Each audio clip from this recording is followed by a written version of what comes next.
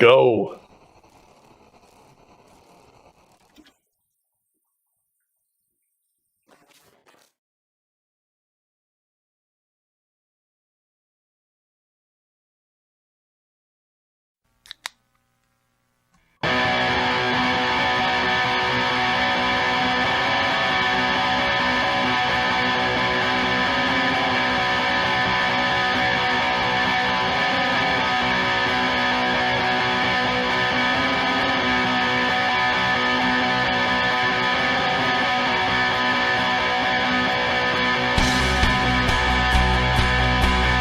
Welcome to the From the 108 podcast, starring the drunk uncles of White Sox Twitter. He's a Twitter like whore, an Instagram thirst trap, and your grandma's guilty pleasure, BeefLoaf. A West Coast attitude in a decidedly Midwest body, MySoxSummer. And your host, he's sharing obscure music thoughts to give you time to hit the bathroom, Chorizy-E.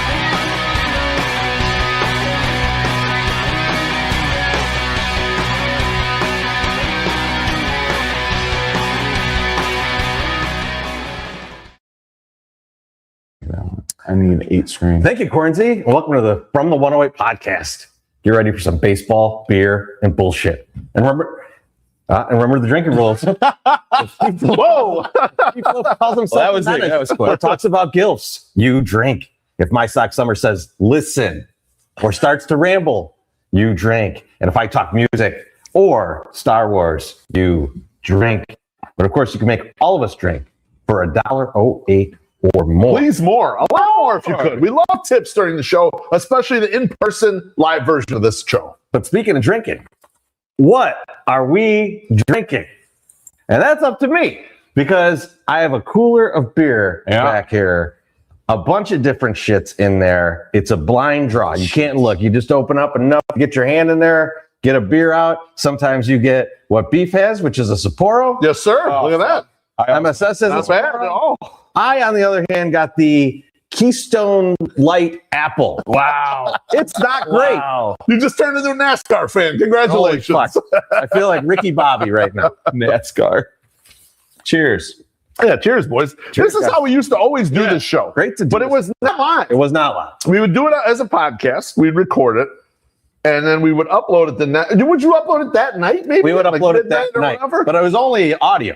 Yeah. It was only audio. The only video that we would do back then was if we did a post game. We would do a post-game show, sometimes up 10 to 20 minutes of post-game, Yeah. basically. And like, I remember we had Billick on one time and we did like 3.5 hours with him. Yeah. And then we did a post game with him that was like 30 minutes. So we're 4 hours in drinking and I have to like get this monster file uploaded to the thing and my internet was crawling. And I was up till like 2 a.m. like I'm just gonna not ever upload this. This week didn't happen. And Billick was out of his mind. Luckily, he could walk to his place from your condo back then. Back then we lived like 4 blocks away from each other, so it was pretty convenient for him. Which is what you guys are going to get to do tonight. Absolutely. Yeah, Perfect. Tonight we're going to wait. That's why the setup works. Many beers. It's going to be a lot of fun. I'm excited for it. This is a Jazz Odyssey show. So the way Jazz Odyssey works, if you haven't seen us do this before, is that basically we go around the table and anyone could go On the whole. topic, whatever kind of topic you want. It could be White Sox. It could be something else. Right. And we usually will do something on the screen to say like, I'll make this noise so that we can do that. But we can't hear the screen right now. Hopefully you guys So hopefully you can hear us. Can you hear us? It looks like they can. But what we have is we have buzzers in front of us. Each of us has a buzzer in front of us that has a different drop. Now, you won't really be able to hear these, but we can hear them. And we'll know that we need to stop and move to the next topic. Exactly. Whoever clicks the buzzer decides who goes Mine next. doesn't work as. Oh, there we go. Easy, you're going to hurt me That's here. a little much. I don't know if you know how buttons work, but it seems like you're having a lot of trouble. I with took it. a topic out. I might have to put it back in. Add it back in. Come on, come at me, bro. Come at me. Put it back Go in. ahead. No, not you. Don't be scared. Not you. Feel free. Now, Chorizy, should we get this one drink before we get Let's into do ad it. reads? All Do right. the drink. And let's do an ad read. Let's get our guy Pedro. Thanks, Pedro Velasco Jr. Appreciate it. Let's fucking go. Cheers, boys. We're excited about this too. We haven't done this format in a long time, so It's been a while. I think the last time we did it, we had a terrible microphone situation too. So like We were talking into the wrong end of it. Right? no, we tried to use the field mic. Yeah, we had to use. We ended up having to use the field mic. Yeah, I remember that. That was the. That was the- Remember that thing? Yeah. Because for some reason the board wasn't connecting and like it was We a were whole in your thing. office. Yeah. This is a lot roomier, a lot easier. Like it looks tight to you guys, but it just when we were in the office, that shit was tight. That And was now tough. our board is basically this thing. Yeah, that little guy right Are there. you seeing like the levels on there and stuff? Yeah, it looks great. Nice. You sound wonderful, I'm sure. I'm hoping I do. Do I sound wonderful? I mean, that's do the commenters could tell us. Do you want your image up, MSS? Yeah. For the ad You read, can ready? put the image up. I was just, yes. All right. Ready to hit the road for the next homestand? Whether you're cruising down the Dan Ryan or heading out for a weekend series, Mazda of Orland Park is your home base for a winning drive. Just like a perfectly executed 643 double play, Mazda combines precision, style, and performance. From the versatile CX-5 to the sleek Mazda 3, we've got the roster depth to get you to 35th in Shields and style. Mazda of Orland Park makes the buying process quick and easy so you can spend less time at the dealership and more time watching Mooney crush homers. Visit Mazda of Orland Park at 8910 West 159th Street, Orland Park. Schedule a test drive online or by calling 708-444-3200 and check out our current selection of Mazdas on MazdaofOrlandPark.com. Mazda of Orland Park, driving Sox fans forward all season long. Why did you quit? I wanted to give him a little taste of you put reading something it. up before? No, I didn't. No, I just took it down about 5 seconds before you finished, so everyone can get a little look at you doing ad read. That's Wonderful read. Yeah, it was wonderful. I'm sure You got another one for us? Tip top. Well, okay, so we the next one we can just talk about. Yeah, sounds good. Yeah, All let's do it. There is a prize shelf that is at my house that is not really on the shelf, but is more on a rack. So there's a prize rack. Nice rack. We like racks. The way racks are top tier racks. Yes, for most sir. people. So we have 3 days left. So we get to what? I think it's the Sunday. Sunday. It's this Sunday. Yeah, Sunday If we'll you stop. buy anything in our merch store. I mean, anything. You're entered to win a Colson Montgomery signed ball. That's a huge But gift. we also have the City Cruises ball, which was signed by Ozzy, AJ, Davis Martin, Sean and Burke. Sean Burke. We have that. We have some shitty, magnets. Those aren't a great price, but the other two prizes are really good. Are really good. And then Chorizo's got sweetening the this. pot. There we go. Taste my The drop. Clint Howard Which- bobblehead. Clint Howard Jr., baby.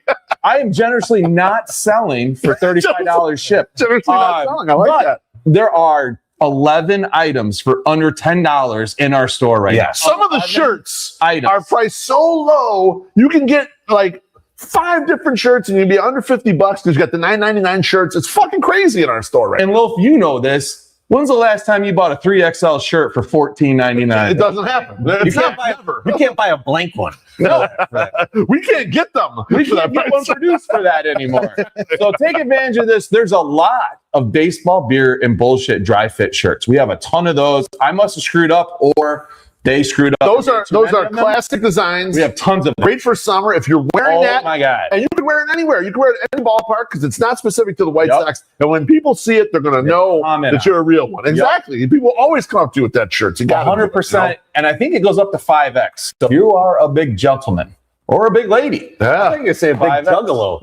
Well, juggalos would work. That would work. Oh, can you imagine the tits on the 5X Man. lady, man? 5X lady. You just fall asleep right Imagine in the the tits tits on a 5X juggalo. Both wonderful. You Yes. should, you should throw like stuff at the camera. So I'll Just try not to. I'll start with the first topic because this is something that came up at the park.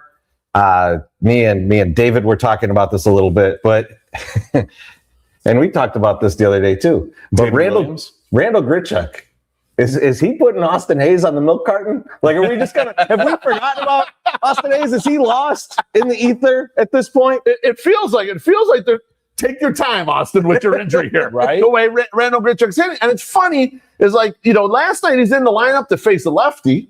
And then, obviously during a game, you knock that pitcher out, you do well against him, they flip it over. They'll put a right-handed reliever in there.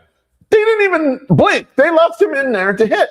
And then today, there was supposed to be a lefty going. They changed it to Simeon Woods Richardson. They left him in the lineup, but sure enough, he hits a 3-run double, and he's still absolutely hitting, even against right-handed pitching. Yeah, I think right now, like, you kind of ride the hot hand, and especially an established hitter. Look, the long term, he hits lefties. That's kind of what he does, Chorizo. But, like, if he is hitting that well right now, just ride it and tell Austin Hayes, take your goddamn time getting back on this team. They told Austin Hayes, oh no, you caught what Jordan Hicks has.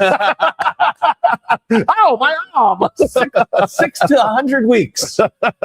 Randall's got 4 home runs, and what I'm just gonna double check. Over 800 OPS, I know. And I'm pretty sure Austin Hayes has 0 home runs. Oh, he has 1 home run for the year. He definitely had a home run. Yeah, but 4 home runs in that little bit of time is pretty good. Like, I mean, and someone showed the stats. Like, he started off with the Yankees, he was horrible. Yeah. And then he's just been absolutely smoking the ball. Sometimes you need to change the scenery. That's what it is. Also, sometimes you need to just face some shitty left-handed pitching. Get you right. And we can use it against that. It's a lot more fun to say Randy than it is to say Austin. Or Randall. Or Hayes. No one's calling him Randall. Like, we got to call him Randy. That's my choice. I did tell you couldn't call him Randy until he hit home run, and then he bombed one out. So I'm like, we can call him Randy now. There is a little bit of proof of concept here with some things that Getz is doing. Maybe we'll throw Getz some bouquets later regarding this, though. And I saw BZ bring it up on Twitter. He brings in Randall Grichuk in the middle of the season. The guy's absolutely smoking the ball. Last year, he brought in Adrian Hauser, who saved their fucking lives, right? That team loses 110 last year without Adrian Hauser coming in and being awesome just in the middle of the season. And I pointed out, like, Tommy Pham can kind of be in that group too from 2024, where he wasn't on the roster. He was just out there. Right. They signed him. He was their only league average hitter. So Getz is doing the thing that Hahn never did, grabbing up these randoms and bring them in here. They actually perform. 2024 is such a shit show. It's like he was a league average hitter, best player on the team. Exactly. Tommy Pham was like a Tea Party patriot. He didn't want to pay San Diego taxes, so he came to Chicago. By any means necessary. Like, I'm not paying that shit. Get the fuck out of here.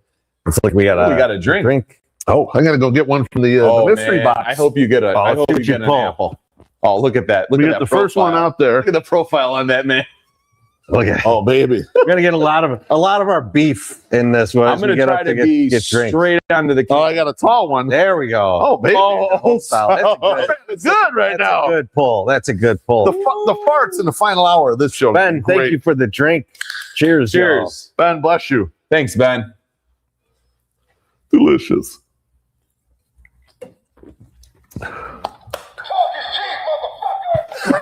I think we got that one done. Who's up? Chorizo, direct traffic, baby. I said whoever presses the button. Tells okay, got it. Who goes next? You can choose. Choose who goes next. I will choose on MySoxSummer. Okay. We had Missy Carroll online wanted a flag update. Wanted to see what was going on with the flag, so I thought I would give a detailed retelling of the flag update starting this week. Started on Monday.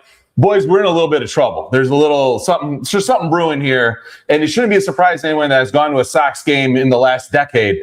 We're not all on the same page when it comes to security measures, what you can bring in, what you can't bring in, and all that. Yeah. They got it confused one time. Somebody got a gun in. They stopped me. I couldn't bring pizzas in. Guns okay, no pizzas. Monday, I walk in. I got the 3 girls. I got my daughter and her 2 friends to walk in, and I have the flag in there. The guy goes, "What's this?" And I go, "It's a flag." He goes, "A flag?" And he started opening it up. And I was like, "Yeah, a flag." And he goes, "Those aren't allowed." And I go, "Yes, they are allowed." And he goes, "No, they're not allowed." He's like, "I got to talk to my supervisor." I go, "Okay, yeah, bring him over." And the supervisor comes over and goes, "Yeah." And he's in a black shirt. Yeah. The white shirt's telling me no. The black shirt says, "Yeah, you can bring that in. You just know the rules, right?" And I go, "Yeah, you can't put it up during play. And you can't block somebody's view." The guy's like, "Exactly." Fist bump, goes, "Hey, I like your shirt." Coincidentally, baseball, beer, and bullshit shirt. Oh, so we had that going on. Hell yeah. We had that going. That was Memorial Day. Did you take it off and give it to him? No, I did not. Okay. Oh, you like it, huh? Okay. I only had one shirt. So that was He would have been Monday. wearing the flag, Chorizo. No, if he really loved being Italian, he would have worn that flag. But, okay, you continue. I'm sorry to be the Take it easy. Game 5. That was at Game 5. I went to Game 3 on Tuesday, and I came in a little, not running late, but it was right on time. And so I'm walking in. Guy goes, "What's that?" I go, "Oh, it's just the flag." He goes, yeah, flags aren't allowed in here. And I go, actually they are. He goes, no, they're not. But I don't have enough energy to take it from you. Feel free, go ahead. Just take this as a thing. I go, okay. And so I'm like, I'm not even going to fight with this guy, whatever. So gate 3. Last night, I went down, went back to gate 3. And I said, I'm going to go and see if the same guy's there because I want to let's just try it. Yeah. I just put it in my back pocket. I don't put it in my hand or anything. Walk right through, big, huge, bulging thing out of my back on my pants. No one says a fucking word, and I walk right in. But what I have done to make sure that I am okay, in a note on my phone, I have the link to their page with the rule right there, so I can click on it and say, this is on your website. Because it says You're really counting on the internet working. I'm gonna have that is a gamble. I have pulled it up. I'll have it pulled up before I get to the gate, which I did last night, because I am just like, this is somewhat fucking ridiculous that no one knows the rule. Like, and it's just like, and no, you can't have that. And if you look on the page, it says prohibited, and then it says flags. So I understand potentially why they think that, because it says flags, and then it says over 3 foot by 5 foot. So like I understand. Yeah. So anyway, the flag is still fine. Who has a flag bigger than that? I actually do have a flag, but not one that I bring to the park. You're right. Not one I bring to the park. So here's what I don't understand, Chorizy. Okay, because it's been a longer term thing now with the flag. Yeah. And rules have developed for MySoxSummer with his flag. Yes, there are rules. Okay, he raises the Italian flag for the Italians. Hang on, I'm going to explain the rules the way I see it. You tell me if I'm wrong. You tell me. He raises the flag every time for Sam Antonacci. Absolutely. Number one Italian. Yep. Okay. Yep. He raises the flag every time, especially now for Drew Romo. Yep. Right. He raises the flag 0% of the time for Andrew Benintendi because he has not gotten to 5 home runs yet. Doesn't have 5 home runs. Okay. But Antonacci's not at 5 home runs either. Right. Antonacci, one fake home run is right. He has one bullshit Little League home run. Yep. He's going through all this trouble for 2 guys. Maybe 1 guy because Drew Romo don't play every day. Yeah. Okay. Yep. All right, I got it. Okay. Just want to make sure. Benintendi doesn't get it because Benintendi is our highest price free agent signing ever. Yeah. And he has less home runs than Drew Romo. So he does not get the flag. So once he hits 5 home, I know. So if Drew Romo hits 7 home runs, and Benintendi finally gets to 5, then I give Benintendi the flag. Okay, he can have it, but he has to hit 5. Gotta get the 5. Motherfucker's slacking, dude. Yeah. He's slacking. I mean, they're barely playing. Number one, I thought that too, Chorizy, and then I was looking. I'm like, oh, he played a bunch. He hasn't played a lot in the last 5 days. Right. Yeah. He's been playing way too much DH, which is that's the only place he can play now. And it's kind of like, anyone could do better than you right now. Exactly right. Oh, I gotta let it go. Yeah. BeefLoaf. Boys, I want to talk a little Will Venable. Okay. I actually want to, Will Venable's name rings out sometimes in the streets for a variety of reasons. You have certain Sox fans that are just, if anything goes wrong with the team, fucking manager's fault. They blame the manager every single time. And now I will relent and say that, managing is 2 pieces in baseball. Joe Sheehan has always highlighted this. There is the managing between 7 p.m. and 10 p.m. That's making the lineup. That's managing the bullpen, calling dumb bunts, all that shit. We're going to ignore that for the time being, right? Yeah. People can have their quibbles there. But I'm talking about managing the other 21 hours of the day, boys. And I'm going to throw him some flowers because Will Venable's managing a materially very young team, a team that was really bad last year. Mm-hmm. And he has navigated the following situations that I'm going to tell you extremely well. And if you have managed people, Chorizy, you and I have managed people for a long, long time, you can recognize how difficult some of this stuff is. The Tristan Peters, Luis Angel Acuna situation. And now this, to me, is managing up. Front office went and traded for Luis Angel Acuna. Tristan Peters is just a guy, but he realized just a guy is better than that guy you traded for. And was able to massage it in there where now he's working this guy in there. The guy's more effective. He took a guy like Andrew Benintendi, a veteran, that not only they're going to say, look, Andrew, you're just not playing as much anymore, but we're taking your fucking glove away. Yeah, he can't go out there. And he can't go out there. You're only facing righties. I'm sorry, this is all over. And you haven't heard shit about a bad attitude or anything's coming out of this, right? You're a DH by handedness only. Your fucking glove is retired. Anthony Kay, the opener situation, crapped out when they did it. Yeah. They pulled it back.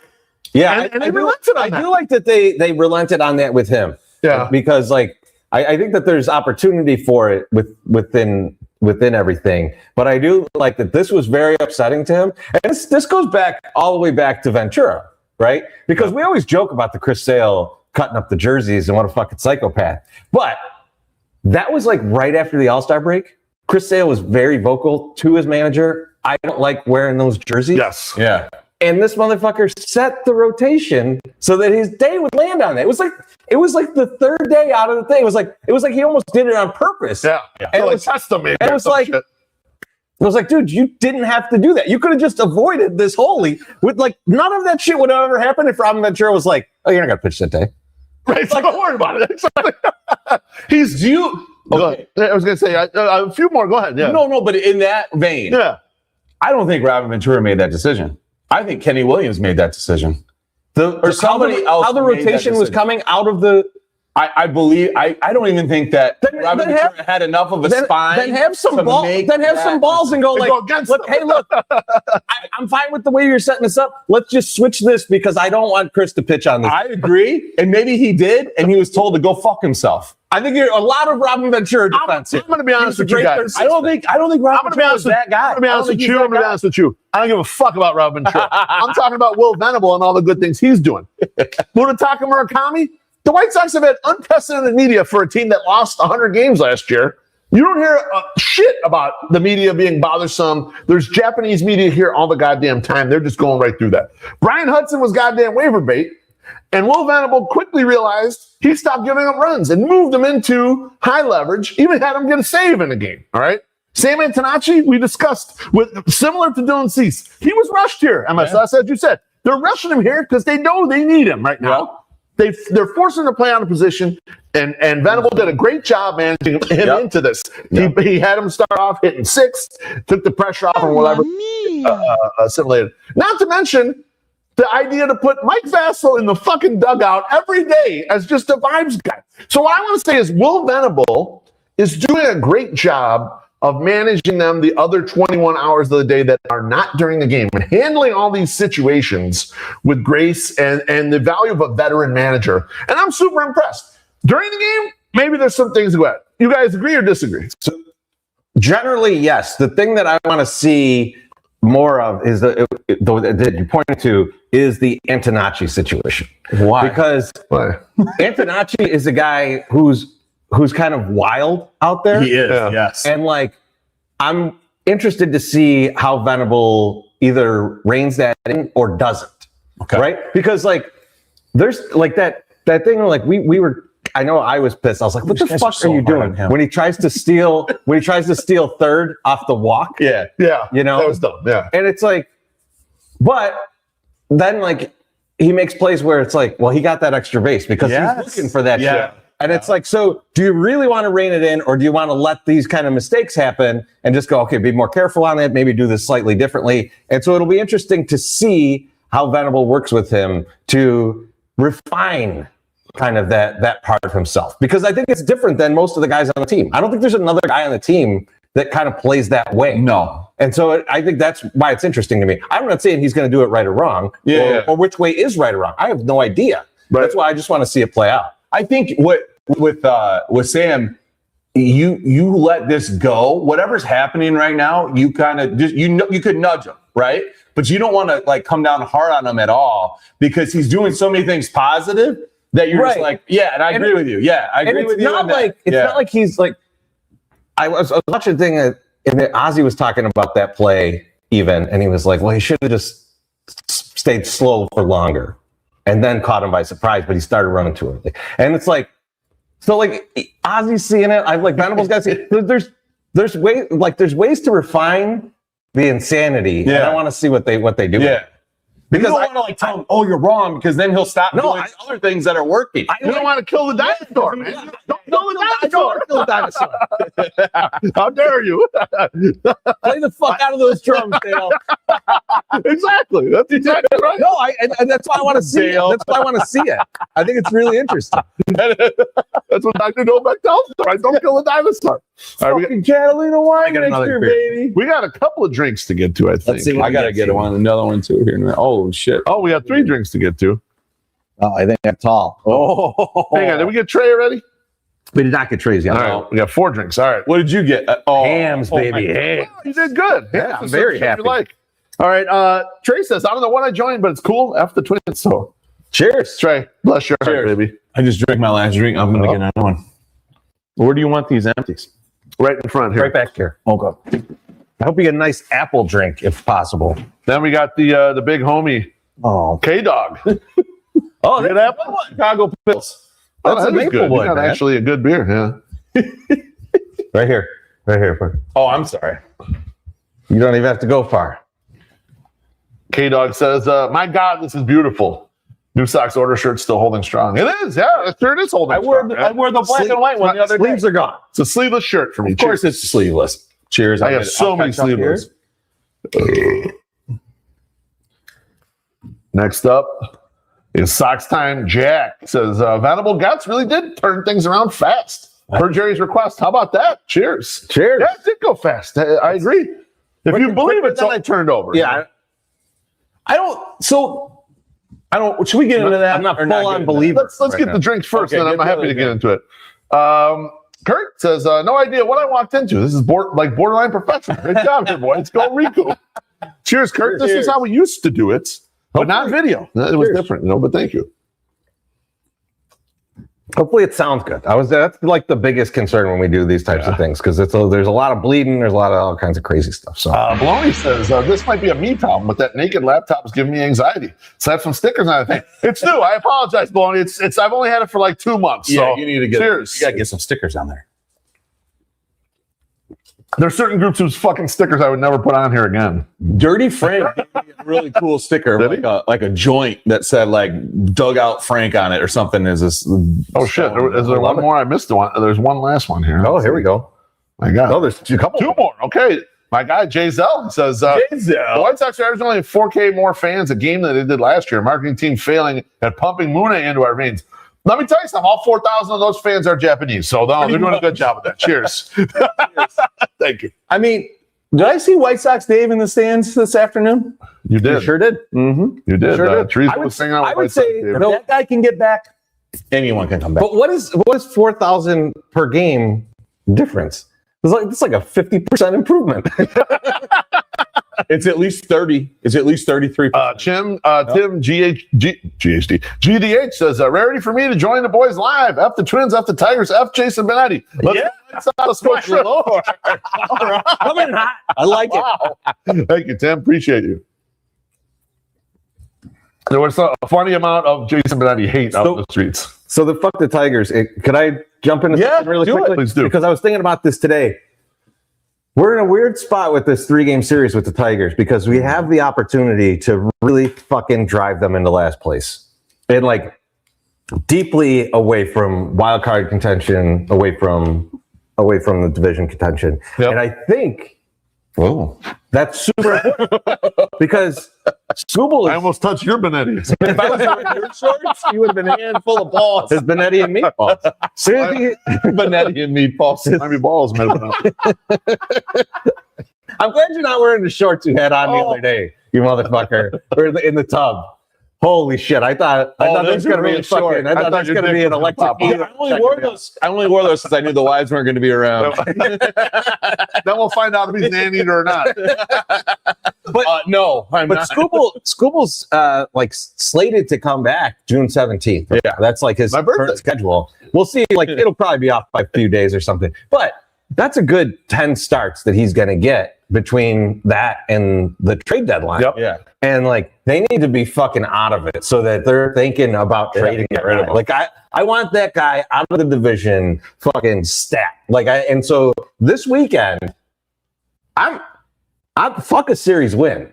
I need a sweep. I need Everyone fucking Tigers. Yeah, I need to sweep the Tigers. No, I agree. I think every win against them matters for everyone in the division. You're right. To just jettison the guy, and it gets tastier by the day, right? Because the Tigers do have a lot of good prospects right now that are kind of starting to come up a little bit. Some of them are playing well, some of them aren't. But you kind of see that was the end of the fluke Tigers. Yeah. And you flip out of it and get back whatever you can for school ball. So it would not shock me at all. Yeah, and are you guys as shocked as I'm shocked that people are turning on Benetti because the team sucks? Because I've never seen that before in my life with an announcer, play-by-play guy, whatever. I've never seen that when people are so mad at this person that has really nothing to do with it. He was beloved here, though, winning the Sox. But hang on. I was thinking about this a little. I was thinking one. about this a little bit. So I'm starting to come to the conclusion, and I don't know.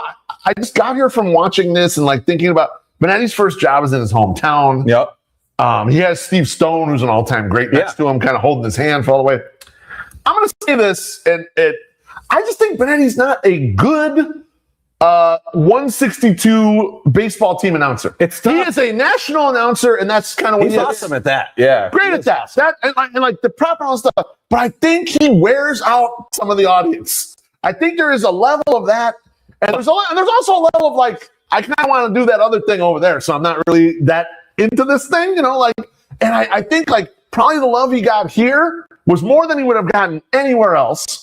And now going with another team, you're seeing what it looks like when your act wears thin on that other team, and it seems like it has, because we even saw some shit last year when the Tigers were good. Right. And fans were like, oh, he thinks everything's just jokes and comedy and all this shit. Oh, and he ain't even here for the Saturday game and shit. There's a lot of that coming through. It's like, you wonder. Well, like the Lions, I remember the Lions preseason game that he was doing instead of the Tigers game that people were fucking pissed off about. Yeah, like I get it. I get it. If you really like the guy, you want to see him. I think everybody's bit wears thin when there's a lot of losses. When there's a lot of losses, there's a lot of losing going on. There's a lot of losses, and it's not your hometown, right? Oh, you ain't got the hometown love no more. I got another drink here. Southside Jeff T says, turning on Benetti from watching his Tigers TikTok. I've not viewed any of those. I haven't seen that. God bless. But he has a TikTok? By the way, I love Jason personally, but, I'm just thinking. Yeah, I don't dislike him. I'm disliking all right. the crazy. I don't even know if that was a topic. I'm going to go jump on the next one. Teresa, I'm going to have you pick you. So are you guys familiar with Graham Parsons? He's a musician in like the late 60s, early 70s. Like person? Folky rock, country kind of thing. Love Hurts. Yeah. Track. So I was reading this article about him and his death, and it's kind of wild. So I figured I would tell you guys about it, see what you thought. So he's like in his like mid 20s. He's probably like 25 or something, and he has to go to a funeral for one of the guys at the Birds, and he tells his manager, "Look, man, I don't want this kind of funeral thing. Like, I want you to cremate me and take me to Joshua Tree and spread my ashes there," right? And so, fucked up thing is like, not long after, he's 26 years old, he dies. Oh, damn. Now, what I did not know about Graham Parsons, I don't know if you guys knew this, but like his family had like a ton of money from like his grandfather being a citrus magnate, And like it's like, and so, but both of his parents were dead, but he had the stepfather, and the stepfather wanted that money, and so he's like, in order to get the money, he has to show that Graham was a resident of Louisiana, which he fucking was not. And so he's like, figure this out. He's like, well, I'm going to get his body back here from Los Angeles. We'll bury him proper in Louisiana, where he's from. Yeah. And I'll use that as evidence that this motherfucker was a resident of Louisiana. Yeah. I'm in the money. Okay. So his boys hear about this. His manager and then one of his buddies, and they're like, Applebee. There we go. Applebee. They're like, man, fuck this. We ain't letting that happen. So they get hammered and they decide to pull a coffin heist. What? Oh my God. And they go to LAX and with seemingly relative ease steal the fucking coffin box. Now, maybe the tougher part, they need to cremate him. Oh no. That's really hard. So they think incorrectly that 5 gallons of gasoline in a match are going to do the trick. Oh, no way. It does quite a bit, but what it does is makes this huge fucking fire. Yep. That attracts the authorities. Now here's the fucking kicker here. The authorities come. There's a fucking coffin on fire. There's 2 drunk motherfuckers standing there. Yeah. They got away. The authorities couldn't catch them. And someone. Oh, that wasn't you? Okay, we'll let you go. No, they said, unencumbered by sobriety, they were able to elude the police. And so they get away, not for long, right? Okay. They get caught. But they end up with just a misdemeanor because apparently at that time in California, there was no law against stealing a dead body. So they only got arrested for stealing the coffin. Oh, my God. They get the fucking coffin and the charred remains, Graham Parsons, back to Louisiana. Yeah. They bury him. The stepfather tries to cash in on this, and the fucking courts told him, get fucked. So I like to believe, though, that because they did char the shit out of him, that some bit of him did get to stay in Joshua Tree. Oh, my God. Which is nice. But my question to you guys is, why haven't you done something nice like this for me? An opportunity has popped up for me to really utilize all my skills and trying to help you in something like that. You got to move away first. So then somebody can get excited about stealing your money. That is something. You have a lot of money somewhere that we don't know about. Yeah, it's my citrus fortune.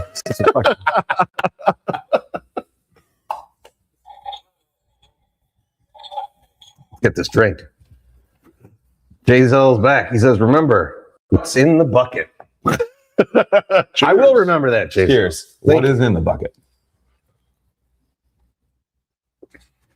I know what's in the box. What's in the box? In the bucket. MySoxSummer. Well, okay, let's go with this one. We know we discussed this on a podcast earlier this year, and we asked, are Source Boys back? And since we talked about asking if they're back, there have been more Source Boys stuff coming out. Oh yeah. So you had Noah Phelan that broke the Hitanachi call up, but then also fucked it up. Because then they said, no, we're not doing that. But they delayed it like 2 days. Yeah. 2 days. He was right. He was basically right. Elijah Evans from Future Sox. Yep. And Just Baseball. Yeah, that's right. Broke the Noah Schultz call up. Yep. And then you just had Birthday Boy, so just past Birthday Boy, Ian Eskridge from Future Sox called the Rikuu Nishida a call up on his birthday. And I think that's the only reason that James Fox let him do it. Because he's been waiting. He's like, I gotta follow up. To Elise Robert. It's Ian's birthday. That's too small to follow up the Luis Robert. That was huge for him, though. I mean, it was a good one. Huge for Ian. So now, are the Source Boys back, or is this more fun and interesting news stories coming up versus sources coming back? Here's what I think. I think in general, and I said this before when we talked to Jeff Agrest, is that the beat doesn't get shit anymore. And when I say that, I mean less like a call up like that. Yeah. I mean more like scandalous stories from the locker room. Yeah. Like, remember the shit about Yasmani Grandal allegedly like smacking Tim Anderson and all that shit, right? We didn't hear that from an Uno beat reporter, right? We heard that from someone outside of that, And right? a year later, right? And we hear a lot of stories that come out. We don't hear shit from the beat like ever. But the Future Sox conglomerate, and some of the people plugged in with the minors, I think they do have the relationships to source this stuff, to source these kind of things. I think they can, and I think they know stuff. I think they know stuff that they don't reveal too. That they're like not comfortable revealing, just from little conversations with Ian and James. I don't talk to Elijah really that much, but he's pretty plugged in too. So like, I think they can get those ones. I still think you don't get the real scandalous shit anymore. See, but that's the thing I don't like, because like when you're like, Chorizy wants the scandalous shit. I do too. I mean, we all do. When you get like somebody likes anal. When you get something like, and good for Ian. I mean, I'm happy that he's got like for sure. Rikuu getting called up. Like that doesn't really move the needle for me because like the Sox are going to announce that within 24 hours. Like I have one sleep until I hear that news anyways, right? I mean, it's cool. Don't get me wrong, but it's one sleep. So it's like it's not one sleep till vacation.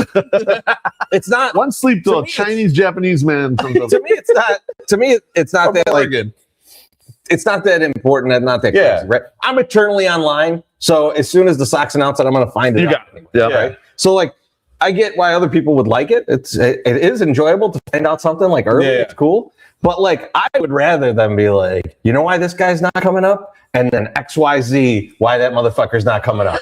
Like he was banging too many hookers and he's got gonorrhea. He's out for 2 to 3 days with that. I was gonna say the bad or the not good news story probably doesn't get retweeted 357 times, but fucking hookers and having gonorrhea would probably get retweeted 500 times. Yeah. No, or just even if it's something like they realize this guy can't hit a fucking curveball, right? Like tell me that. Right, like that's interesting because like I'm not gonna get into the stats enough to like think about that, and like so like even that kind of thing where it's like something coming out like the coaches are just like not confident in this guy about something. There was a guy earlier in the season, things didn't go well for him or whatever, and when you read between the lines, you're kind of like, did this guy do his offseason program that they were suggesting he should do? And it led me to that conclusion. I was thinking, no one said anything about it. But I'm like, the way the Sox are talking about this motherfucker, it seems like it. I'm not going to say who that is. You go do some research yourself. But like, that's the type of stuff. Like, you'd want that broken. It's like, well, it didn't go well. And the reason it didn't go well is because they believe this. And you get some of that shit out there. But there's no dirt anymore. Because access has become so scarce. No, everyone's scared to do it. You know. Do you think that that's what it is? Or is it also that the people feeding them these updates, these like the source is like his career could be affected by the bad news. It could be that too. That's what I think it is. And that's what it usually is. Yeah. Like, and they're just protecting. I get why they're protecting these people. I would do the same. You got to protect your client. I just wish we had more Joe Cowleys. That's all I'm saying. All right. We don't break anything that we hear. Right, we're just breaking news guys. And so now we will talk shit about every single person on earth if we think it's funny or whatever. But we're not going to break no news. That's not. Let's get another drink here. Let's do it. Jay-Zal explains his previous one. He says, "What's in the bucket was a Benetti game." Okay, I don't really remember that. I was a big Sox math guy. I was in on that. I liked that a lot. But thank you, Jay-Zal. Appreciate you. Jay-Zal's the man. Yeah. Oh, you got it first. I got it first. Let's go back to you, Teresa. All right. I can't choose myself. Let's see what we got here. You guys said you had a lot of stuff. So I do got a lot of stuff. I don't have as much as you guys, but I have stuff. So I do want to talk about this real quick. This concert at the National Mall. Like I don't know if you saw this. Oh my god! Let me get this tweet up from them. There's two old friends in that list, which is funny. That didn't play. I think this is it. Let me see. Yeah, so it announces all these people, right? And like, I don't know if you've seen the list since, but like most of these people are crossed off now. So like, really, and like, so Morris Day at the time were just like, that's a no for me. Young MC's like, man, I didn't know this was a big political thing. Fuck this, I'm out. Yeah. Martina McBride said like the same thing. Yeah. I think I forget who else is out. There's a couple other ones out, but the interesting one to me of choice was Milli Vanilli. Milli Vanilli. Yes. Right? Mm-hmm. Not out. Now, well, we'll get to that. Okay. Because I'm a little confused on that. Okay. So, Milli Vanilli, of course, we'd celebrate America, 250th anniversary of America, with Milli Vanilli, German pop duo. One of which, not alive. That was he did. So I'm like, I'm reading a little bit more about this. So I'm like, okay, well, who's still doing this? Whatever. So the one guy, I want to get his name right, Fab Morvan. He's still doing it. I didn't even know what that was. He's still doing that. Fab Morvan. Morvan. Is he the CNC Music Factory guy? No, he's one of Milli Vanilli. Okay. Gotcha. Fab and Rob. Yeah. Fab and Rob. So He went to see the team music. Rob's Yeah. So Fab is guy died. I got to go see the team music. Fab is still alive. Fab was working with one of the guys that was like one of the real singers of the early stuff. So they were doing stuff together in like the mid 2010s, like 2015. Yeah. So there's more material. That guy's dead though. Oh, this guy's bad luck, He man. died of COVID. So That was bad luck. You died of COVID? yeah, so Fab is still out there That was bad luck. by himself Yeah. doing Milli Vanilli. Okay. But there's also the original real singers are out there performing, as you guessed it, Milli Vanilli. No. So We don't know which Milli Vanilli the real original, because the real original singers, That's a good question from John Carney. Who died, Millie or Vanilli? I Do think, you know? I don't, I need you to research this, all right? judging by what I was reading, neither was Milli or Vanilli. That was just the name of the Okay. band. Okay. So it's like Pink Floyd, man. Yeah. It's just the name of the band. It's not a person. But like Hootie and Blowfish, man. None of them were They're not Hootie. Yeah. So, but like Only one of me. terrible track. But so everybody knows in the the ones who were the real singers Yeah. who are touring as Milli Vanilli put out this statement and said, Milli Vanilli is not performing at this concert. Anyone who may be performing at this concert as Milli Vanilli is simply a cover band. And so people are like, well, cross them off. And I was like, do you cross them off? No. Because I think They're actual The singers aren't. They're the band. the German guy who is still doing Milli Vanilli, the original lip syncer who's now singing as Milli Vanilli, I think he might still be in. So Wait, you're saying him? I thought it would be the singers. they said they're not doing it. They said they're not. They doing said it. anyone who is. Oh, they're the ones saying that. cover- Okay, is a yeah, cover it's a cover band. Got it. Because Got they it. sang it sang it originally. Yeah. So I was thoroughly confused. Man. And the internet is You go, still Fab. not corrected this error yet. Wow. So no one knows if Milli Vanilli is performing at this, and I am still confused why a German band is performing at this. It's way too much for my fucking brain. Oh, I didn't get it. There we go. Molly, back to you. Oh, I would have done it for you. You should have done it Okay. Because Chris keeps doing Chorizy keeps doing these human interest stories, so I don't want to do my human interest stories. Go get into it. Let's hear After it. Sunday, the Sox play 3 at the Twins, 3 at the second place Phillies, come home to host 3 with the first place Braves, and 3 against the first place Dodgers, all at home. Yep. 12 games, 6 at home against 2 insanely hot teams. What is a record that we can be proud of when all is said and done out of those 12 games? Ooh, that's tough, man. I think if they land, if they're 5-7 from that 12, Okay. I think I'd be pretty I was thrilled. gonna say 4-8. 4 I was and 8. gonna say 4-8. But it's got to be spread. Like they can't just get annihilated in a series, get swept. Like I need them. You don't want 3 wins against the Twins and then one and then one against the rest. Like that can't be. What if we lose 6 games in a row at home?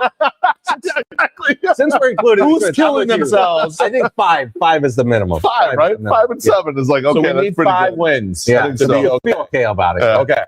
Let's say Who do you want at least 2? Who do you want at least 2 against? I want to. 'Cause- I want a Dodgers win. You want- I want to win against the Dodgers. I just like because I'm wholly against the Dodgers this season. Yeah. Just because I think the Dodgers getting fucked and not winning the World Series, like especially getting on like the division round, is going to be great for the CBA discussions. If they win the World Series, man, salary cap is just looming large. so. Just a heads up. Atlanta is 38-19 right now. They're the best. They're record in 8.5 games ahead of Philly, who's just like coming around 500.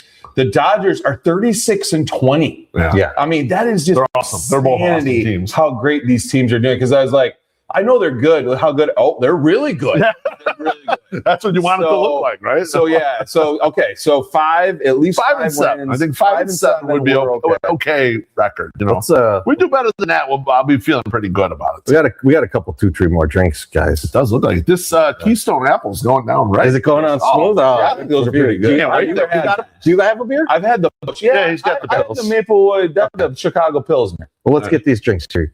So we got a couple from Jayzel. Jayzel says, "How is Jared like doing down on the farm? I hope. I hope he's buried under the farm. Fuck, put him right next to Graham Parsons. Cheers. I don't think he's technically down on the farm yet. Yeah, he's got the list, right? He was DFA'd, right? He was DFA'd. You got to clear waivers, and then he might choose. He might choose to be a free agent. You never know. So he might just go. So the Rays are 35. Yeah, the Rays are. All right, Sox Time Jack says Flo Rida didn't get asked back to the No, but he will be. He will be at that Nash. He's one that has not canceled yet. He's still playing at the National Mall. He's playing for the love of the game. The National Mall. All right, let's see. Our guy Chuck, he just says nothing, but he says cheers. Cheers, Chuck. Cheers, my friend. Appreciate you. Hope we see you at the park this weekend. All right, we got I'm sorry, it's really small on my screen. Raul, okay. Which Sox player gets to a brouhaha this year? Ooh, that's a good question. That's a good one. Sam Antonacci. Antonacci's most likely. Antonacci feels like one. I'm going to go a little bit different. Money. I'm going to go a little bit different. I'm going to say Sean Burke. Well, I could see Berkey losing. I'm going to say Sean Burke puts one in somebody's back. They say something and shit. And they throw down. Yeah, and I hope it's Byron Buxton this coming week. Cheers. Thank you for the question. At the Mall of America. I'll fight you at the Mall of America after the game. Not the National Mall. Mall of America. One more drink here. We got Sox. Sox you got time. it. That's all right. Sox Time Jack says, let's say away series versus Twins get not so happy and a bit scrappy. Can any of you guys fight worth a punch? Who then? Can any of our guys? Our guys, yeah. That's like similar question. Similar question.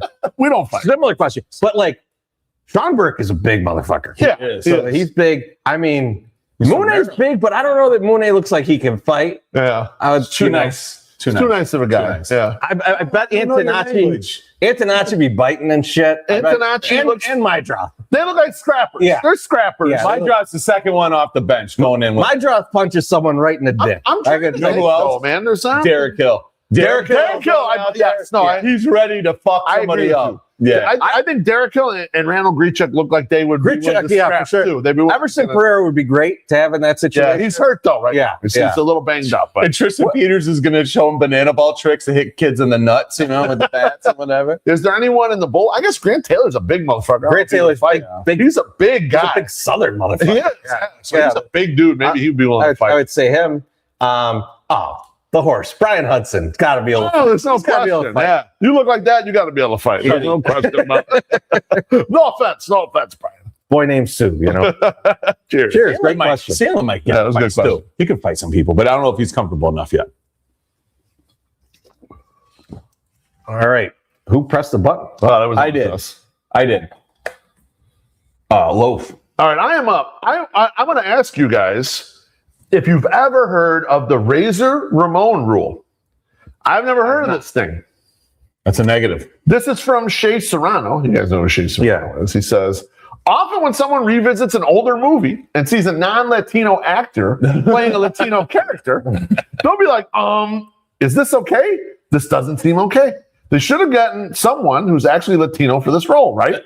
And he says, and appreciate that impulse. I'm here to tell you it's generally okay for someone who isn't Latino to play one, so long as that person is exceptionally cool while doing so. It's the Razor Ramon rule. He goes, remember Razor Ramon, the Cuban-American wrestler from Miami who became a WWF superstar in the early 90s. He was so undeniably magnetic and captivating and cool that when we, and the we here being Latinos, found out he was actually just a regular white guy from Maryland. We all just shrugged and were like, big whoop, he fucking rules. He's one of us forever. And then adopted him into the family.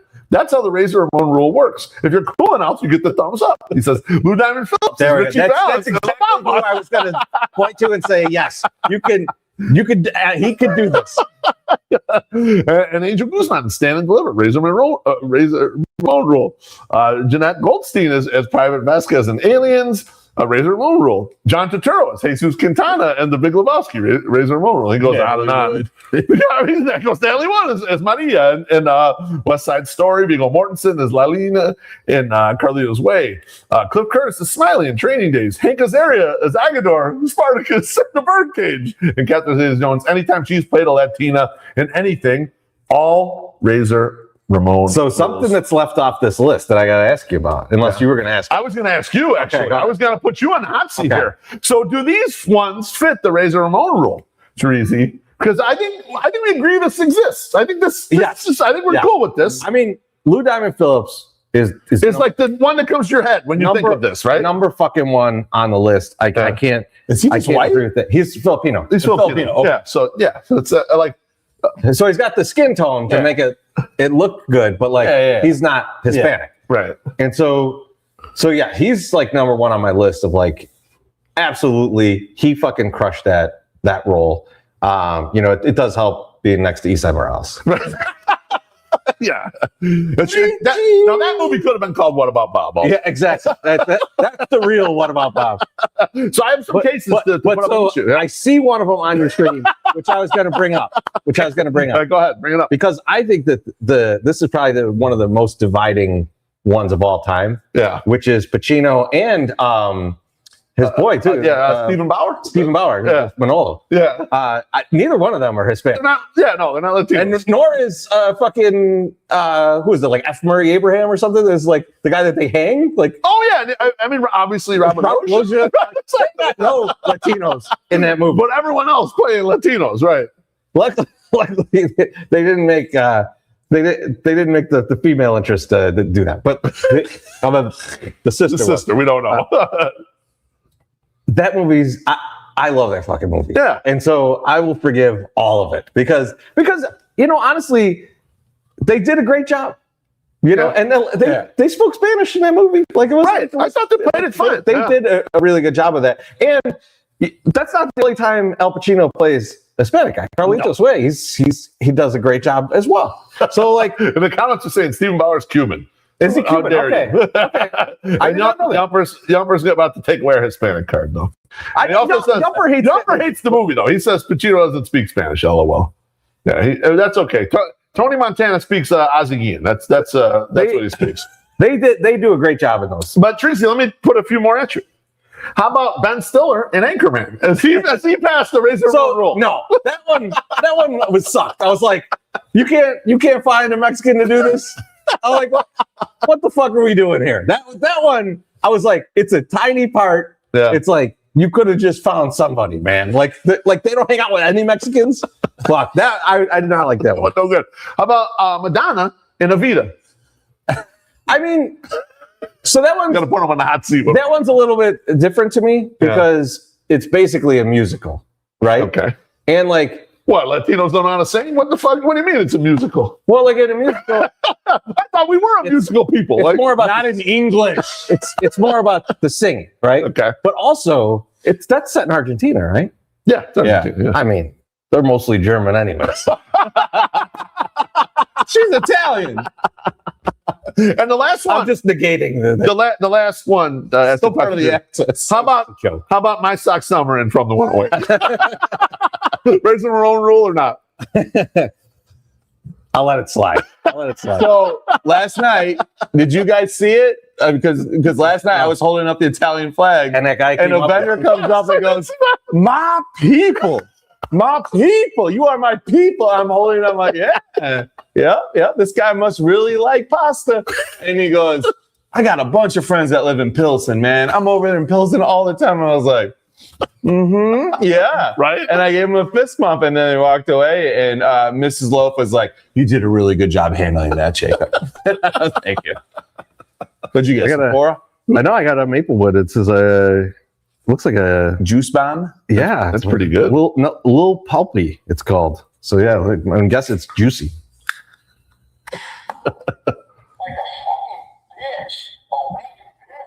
Chorizo. All right, boys. I got a question for you. As parents, I see posts like this all the time Okay. where it's basically saying like how we've gone so wrong. Here's this kid. He's got the sliding mitt. He's got Yeezys in his bag. He's got 4 baseball bats, blah, blah, blah. Yeah. I hate these posts personally. That we've gone too far? Yeah, like, oh, we've lost ourselves. We've lost the Like, youth. yeah, they're like, we fucked up, blah, blah. Mm-hmm. Why are people so against kids having cool shit? Like, I don't get this, and maybe I want to hear it from you guys because you're parents. Yeah. And maybe you have a different perspective on this. But like, I remember being a kid, and our parents didn't have a lot, but they tried to give us as much cool shit as possible. If we wanted some shit, and they could do Especially it. things that followed our passions. Yeah, and allowed us to do those things. And that we would use, right? Yeah. Like if you're going to use it, fucking, you could have it. We'll make it work. You get it, you know? Yeah. And like, I always appreciated that about my parents. I always loved that. And I thought, holy shit, I got some cool shit. I appreciated it. What? How do they know this motherfucking kid doesn't appreciate all that shit that he's got? Like, they're just like, the generation's fucking lost because they got cool shit. They got cooler shit than I had. So fuck them. That's the way I see this argument. So I want to hear from you guys as parents if I'm way out of line. I'm not the most appropriate person in the answer to this question, but the thing about that is, and there's the generation has lost, this generation has lost their way. That generation isn't paying for this shit. It's the generation that birthed that generation is paying for it. Sure. So they're buying all this stuff for the kid, right? So that kid doesn't have the money for the $75 sliding glove that looks like a fucking ice cream cone, or like all the fancy batting gloves. They're just saying we're cooked as a civilization, right? But what I'm saying is it's not the kid. The kid isn't the one. The parent is the one that's giving it to the kid. Right, that's what he's asking. Well, why are you mad about it? I'm not mad about it. What I'm saying, why are people mad about it? Yeah. Because people are fucking idiots. That's why. Because my daughters don't have, they like a bat that I would find at a thrift store for $4 as much as my nephew likes the $400 bat that his dad bought him from Dick's, right? The difference is my nephew likes to play baseball constantly and is outside playing constantly. He deserves a $400 bat. My kid, who decides every once in a while they want to pick that bat up, deserves the $4 bat that I found at the garage store. This weekend, Test the Best is ripping off the tee. I think you got the setup. Smoking the shit out of the ball. And I'm going, the kid that is way too big, her Masley is much bigger than Test the Best. Yeah. Has always been the gentle giant, the big Huey, baby Huey. But that kid trying to get her to hit off a tee or just to come down and practice a little bit, that's hard. But the little one, ripping it. Like, you see, if you go this way, it goes this way. You do it too late, it goes this way. And she's figuring stuff out and she's ripping. That kid might get a $400 bet.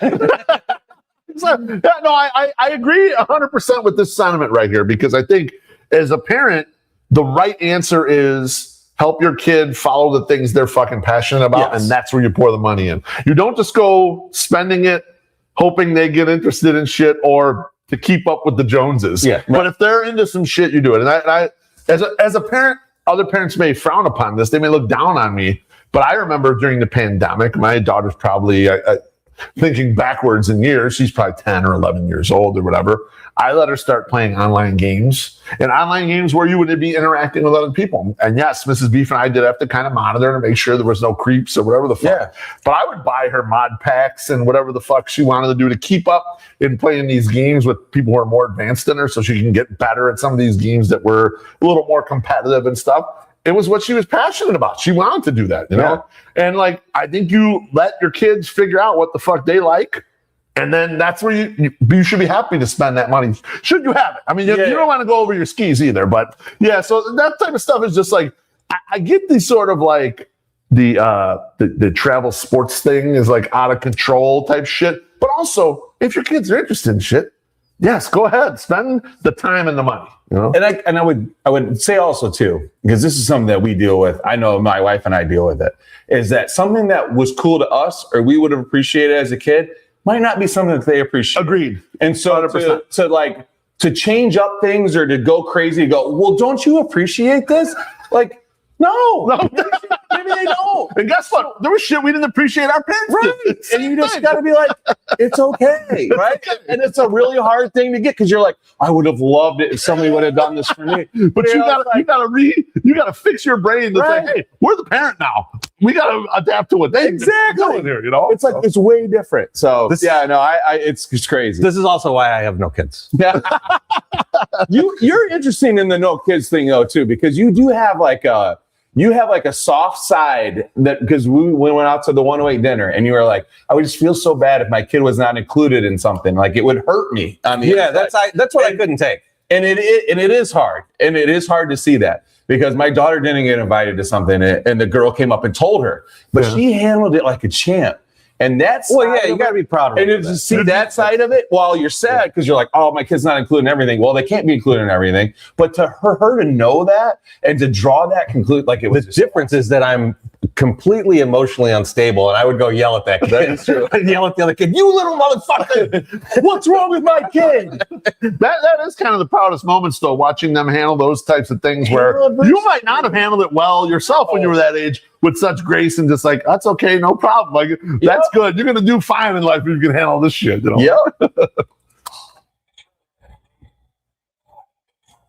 Yep. It's kicking to myself. We talked about this guy. Yes. We talked about this guy a little bit earlier in the show, but not to this extent. Are we fucking done with Andrew Benintendi yet? I mean, you are. You won't even raise the flag for him.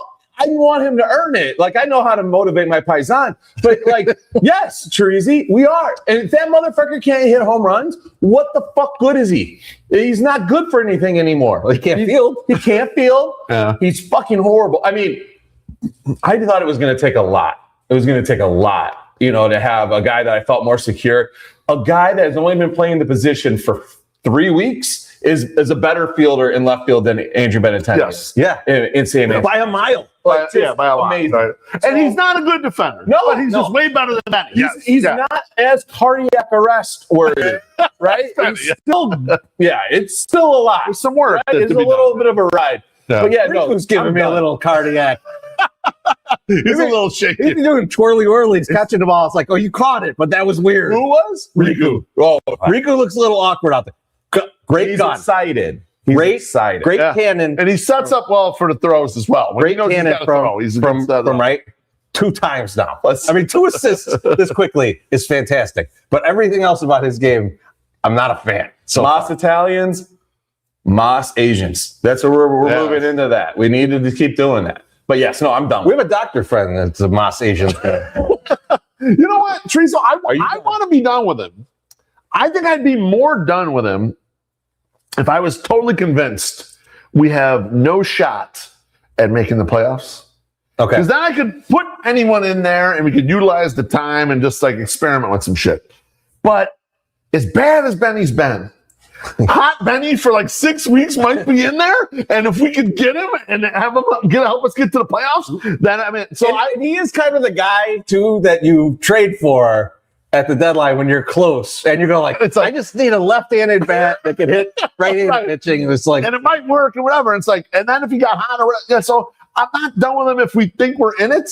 It sounds weird, right? Because he's been bad. But if we were out of it, I'd be like, yeah, get this guy the fuck out of here. But he might get hot. And so like, let's just hold on to him. We'll play him appropriately like they've been holding back a little bit, and we'll see. And let's wait another month out. It's tricky, this roster right now. It's very tricky. Right? We haven't heard from, and I was just thinking, like, who could we bring up that's a bat that could just like bang the shit out of the ball? Yeah. It's Tim Elko. What the fuck? Doesn't play. Yeah, he's hurt. ACL. He's hurt. It's hurt. Yeah, so there you go. He's supposed to be back sometime this Do summer. we have anybody that's crushing? Is it that Jacob Gonzalez is crushing the ball right now? He's getting a lot of homers. I don't. Yeah. So this is a good example because like where I would love some dirt from the future Sox guys, from the prospect guys, because like I have this feeling that they do not believe what they are seeing with Jacob Gonzalez. Like that the coaching staff, everybody involved is kind of like, this is nice. Keep putting it in the down on the farm report. But I don't know. Let's not bring him up here. Chorizy, can you remember? And I'm not going to name names, but can you remember the on the record conversations about Nick Madrigal versus the off the record conversations about Nick Madrigal from certain people in the know? It was night and day different.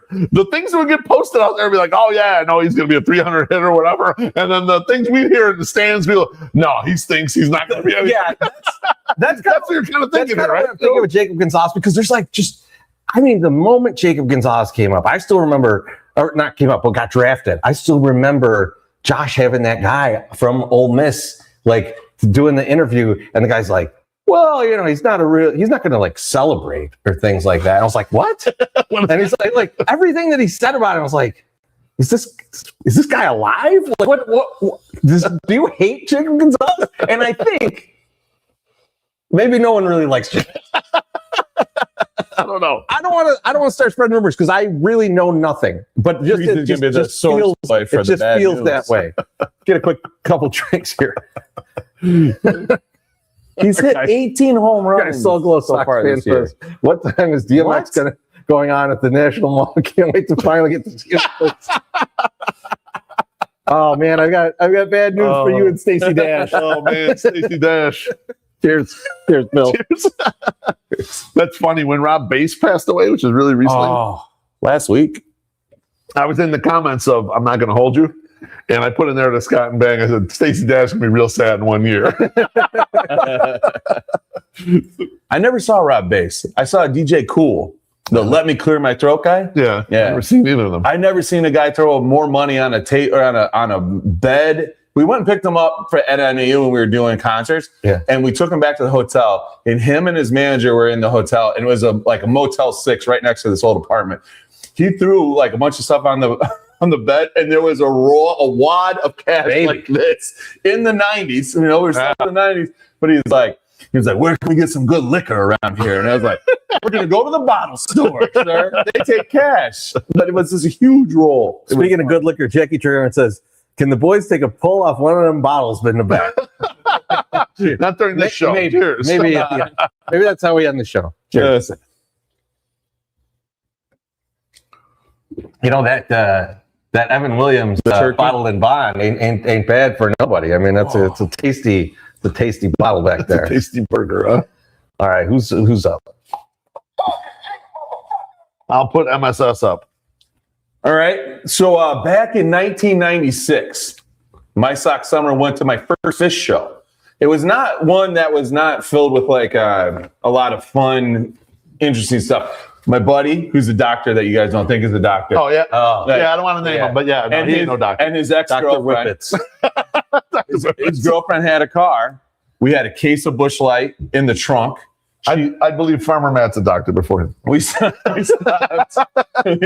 at a gas station, filled up, locked the keys to the car in the trunk. Good move. I didn't do it, but they did. Yeah.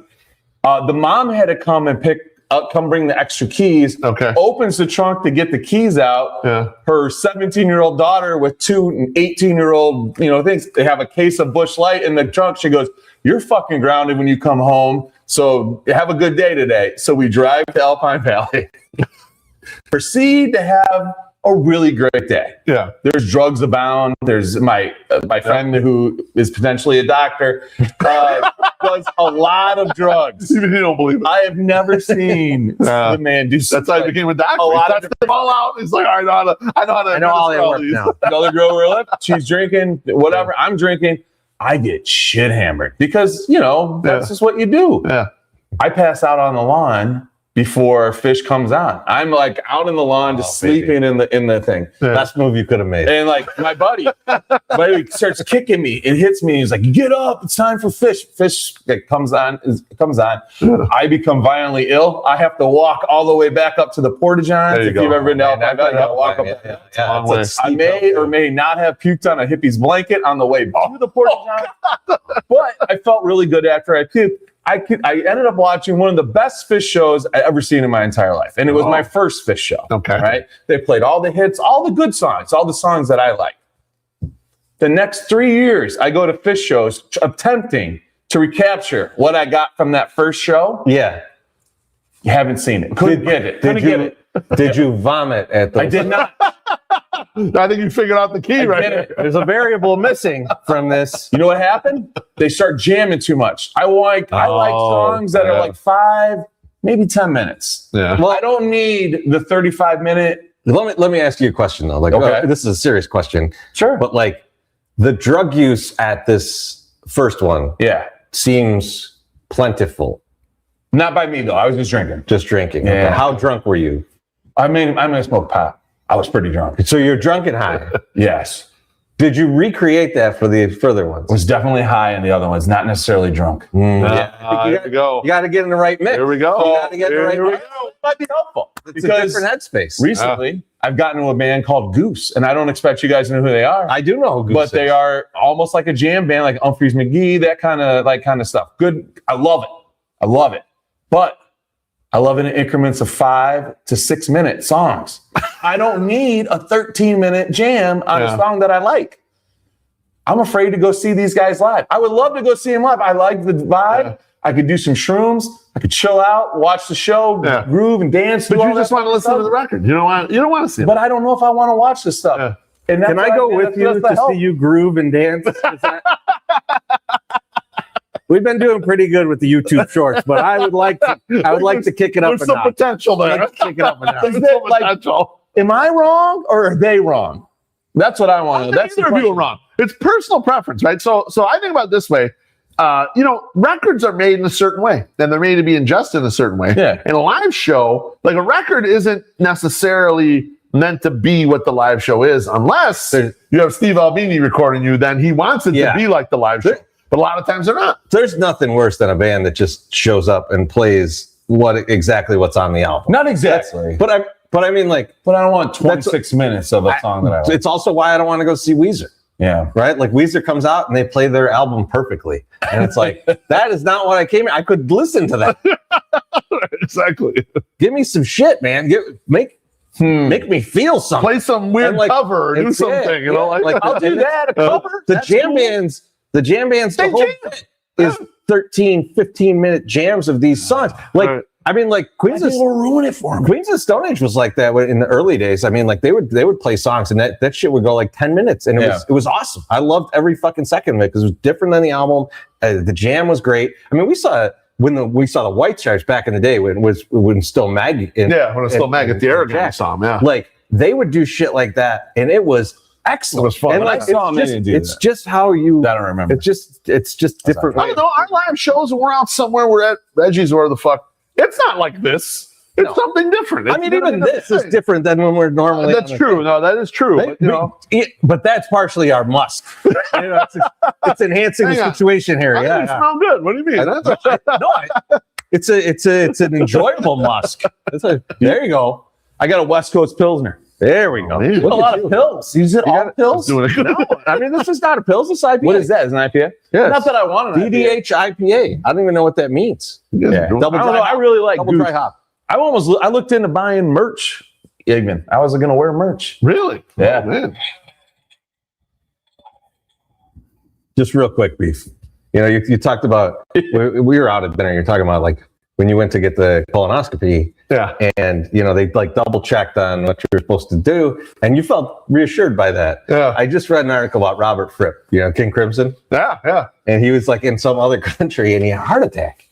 And so when you have something like that, they have to run like a catheter like up like your leg. your leg and like yeah. and like then they have to run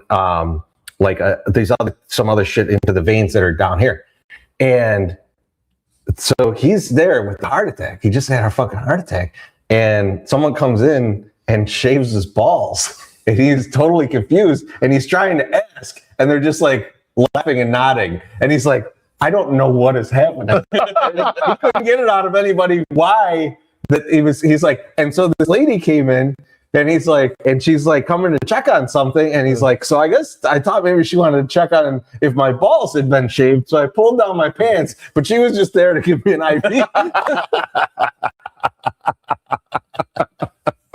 And I was just like, I can imagine Beef in the same position as colonoscopy. Mamma mia. They double checked it around the room. Like they threw it around the room to make sure this is the right thing. You know, they checked my fucking name tag. Yeah, so that's how thorough they were to make sure they weren't going in your exact procedure. Did you check? Were your balls shaved when you My woke balls up? were not any more shaved than I liked them. I did not. No, that's right. Back to Chorizy again. All right. Why the fuck are the Sox bunting so much? And why are they so bad at it for a team that bunts so much? The Rikuu guy, like he popped up to the This one's screen. horrible. Like when you are a player like Rikuu, you should be fucking excellent in Yeah, that's what I thought Because too. I was like, you you're cannot low. like we're in the stands, and Mr. Hand brings up the point. Pull off the bunt with 2 strikes. And normally that is absolutely what you do. You don't want to risk bunt and foul. Yeah. But I was thinking what you're thinking, Chorizy.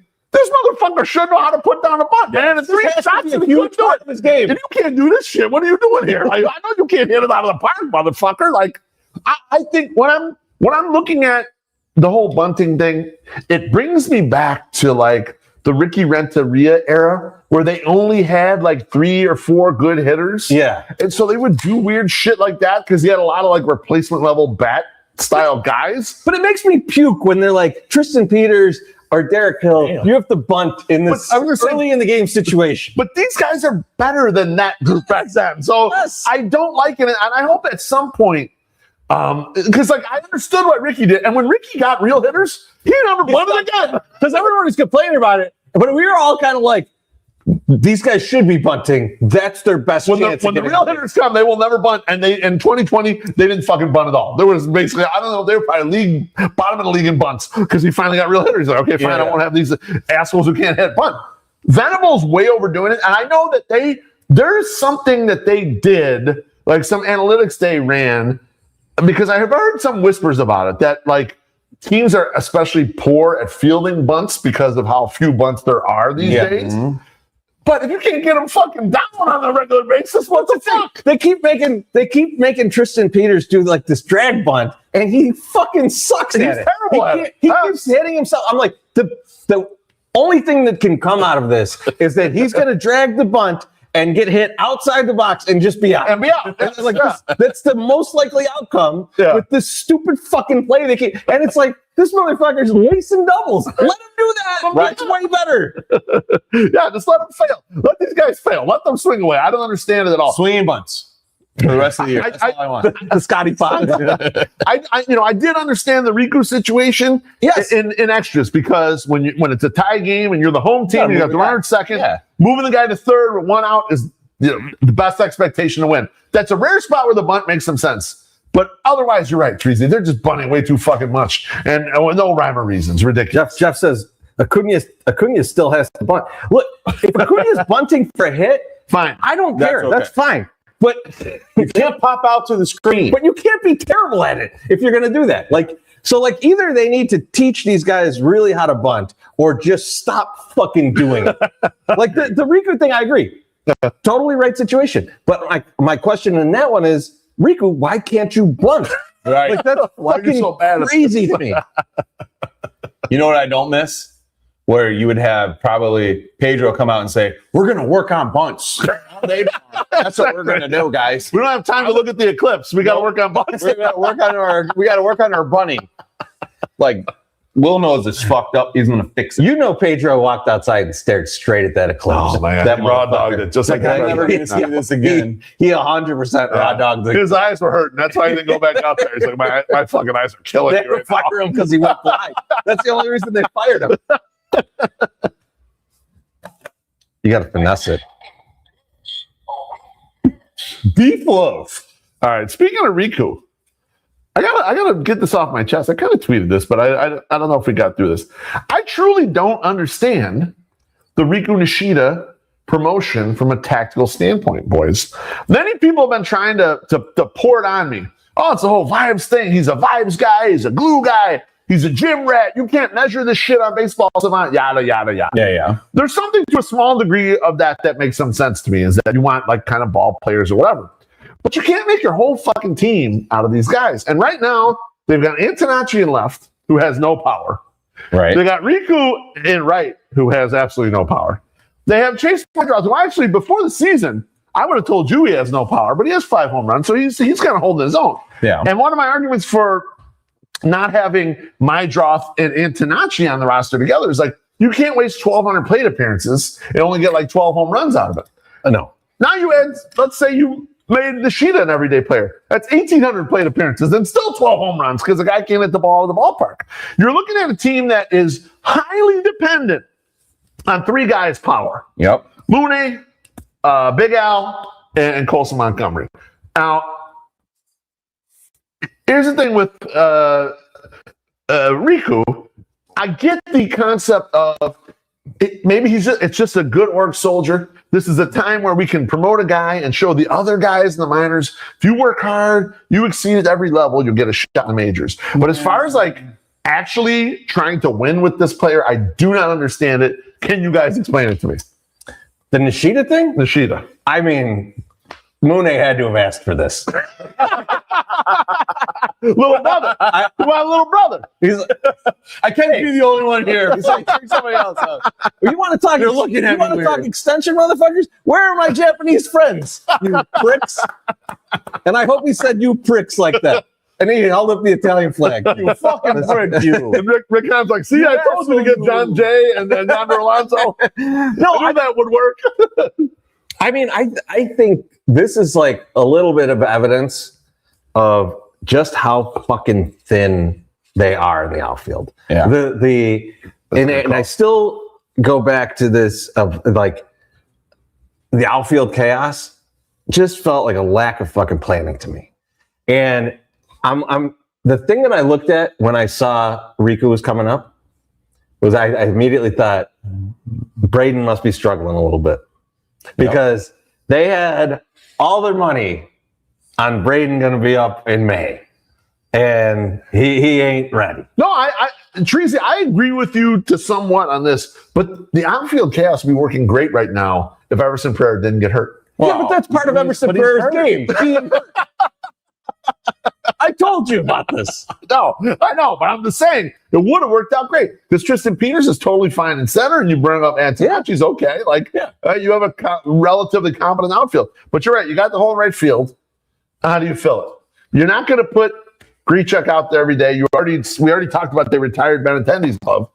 I think you're a little bit right about that. They just like depth. I mean, they need anyone who can do anything. It's that. I think it's that. But also, you have your offense coming from other sources, and it's plentiful in some of these other sources, right? For now. So right. But you do. Yeah. So you can take a chance on a guy who is like looking it up. He's ripping it up when he's down on the lower leagues. He's not learning anything there. He's not doing anything there. That's true. So He's kind of like done what he could do. You kind of got to bring him up and see what you have. Yeah. Right now, you just came into like, you're playing the Twins, you're playing the Tigers. Both teams kind of suck ass right now. Why not bring them up, have them play right, see what you got? That's true. At least look at it. At least look at it. I mean, I think that's what it is. I think though, here's where this gets tricky, right? Because I think you're 100% correct. Thank you. With the way that we think about this team. Yeah. But this team is actually in contention, right? Right. And it's like, is it still time to experiment? Or does it make more sense for Peters and Hill to be out there to give a little relief to Antonacci over there and be able to cover a lot of the outfield and really just go, hey, fuck it. We're just going to have a really strong defense. Yeah. And every once in a while, Peters or Hill are going to run into one and they could be a home run or a double and like roll with that, right? I'm actually more confident in that if we're trying to contend. But I agree with you. If we're still looking at this as experimentation phase, then Rikuu makes sense there to go, let's see what we got. Let's see what this guy is. Maybe there's something there. The throws to home have certainly been something. Those are nice. Take those. I'll say, Chorizy, the only thing I would say different or would say, you have to consider the opponent. if they brought him up when we're playing Atlanta and the Dodgers and throw him out there and just see what happens, then yes, I think you're right. That's a really good point. But I think because we've run some teams that are just kind of shitty that we should get to the beat. And I know how crazy it is as Sox fans to say this, teams that we should beat, and we're going to beat them. And it's also baseball, weird shit happens. But But it's just like now's the time to give him a shot. It's kind of it, right? Yeah.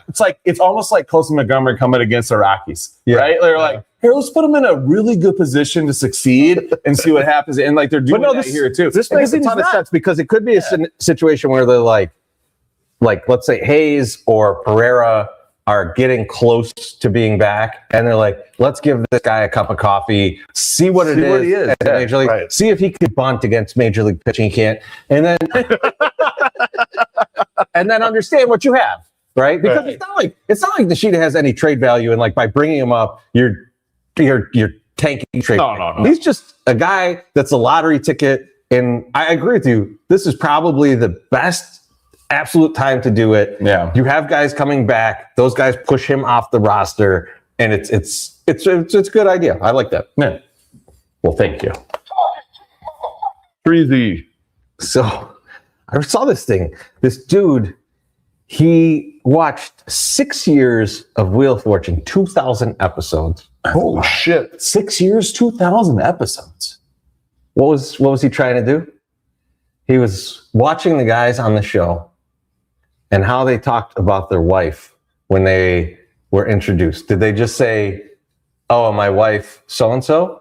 Or did they say, my beautiful wife or my wonderful wife? And then he went to court records to find out how many of these guys got divorced. Listen.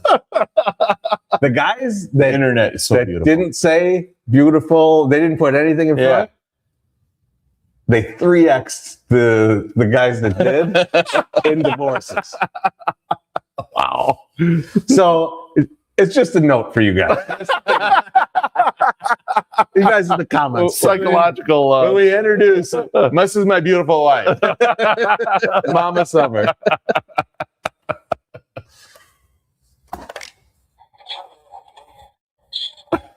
Go in. I want beef. I want beef. Yeah. All right. Because you got stuff. So let's get your stuff moving. I got stuff. All right. I got stuff too, but I want your stuff. I got a we'll get to you later. We'll make fun of baloney later. I have a trivia question for you guys. Oh, baby. Let's go. NBA trivia question. Okay. I want to see your I have it. Oh, you won't because I have a shirt. I have the extra shirt. I have an NBA-ish shirt. You do? You like It's that? off with the heads, but that's pretty good. I was also like, I need a fucking purple shirt in my repertoire. We were listening to Purple Pills before you. Yeah, really? So in 1986-87 season, this Seattle Supersonics trio is the only one in history, these three men, the only guys in history, to all average above 23 points per game for a full season together. Who was, what year? 86-87, Seattle Supersonics. What three guys? Dude.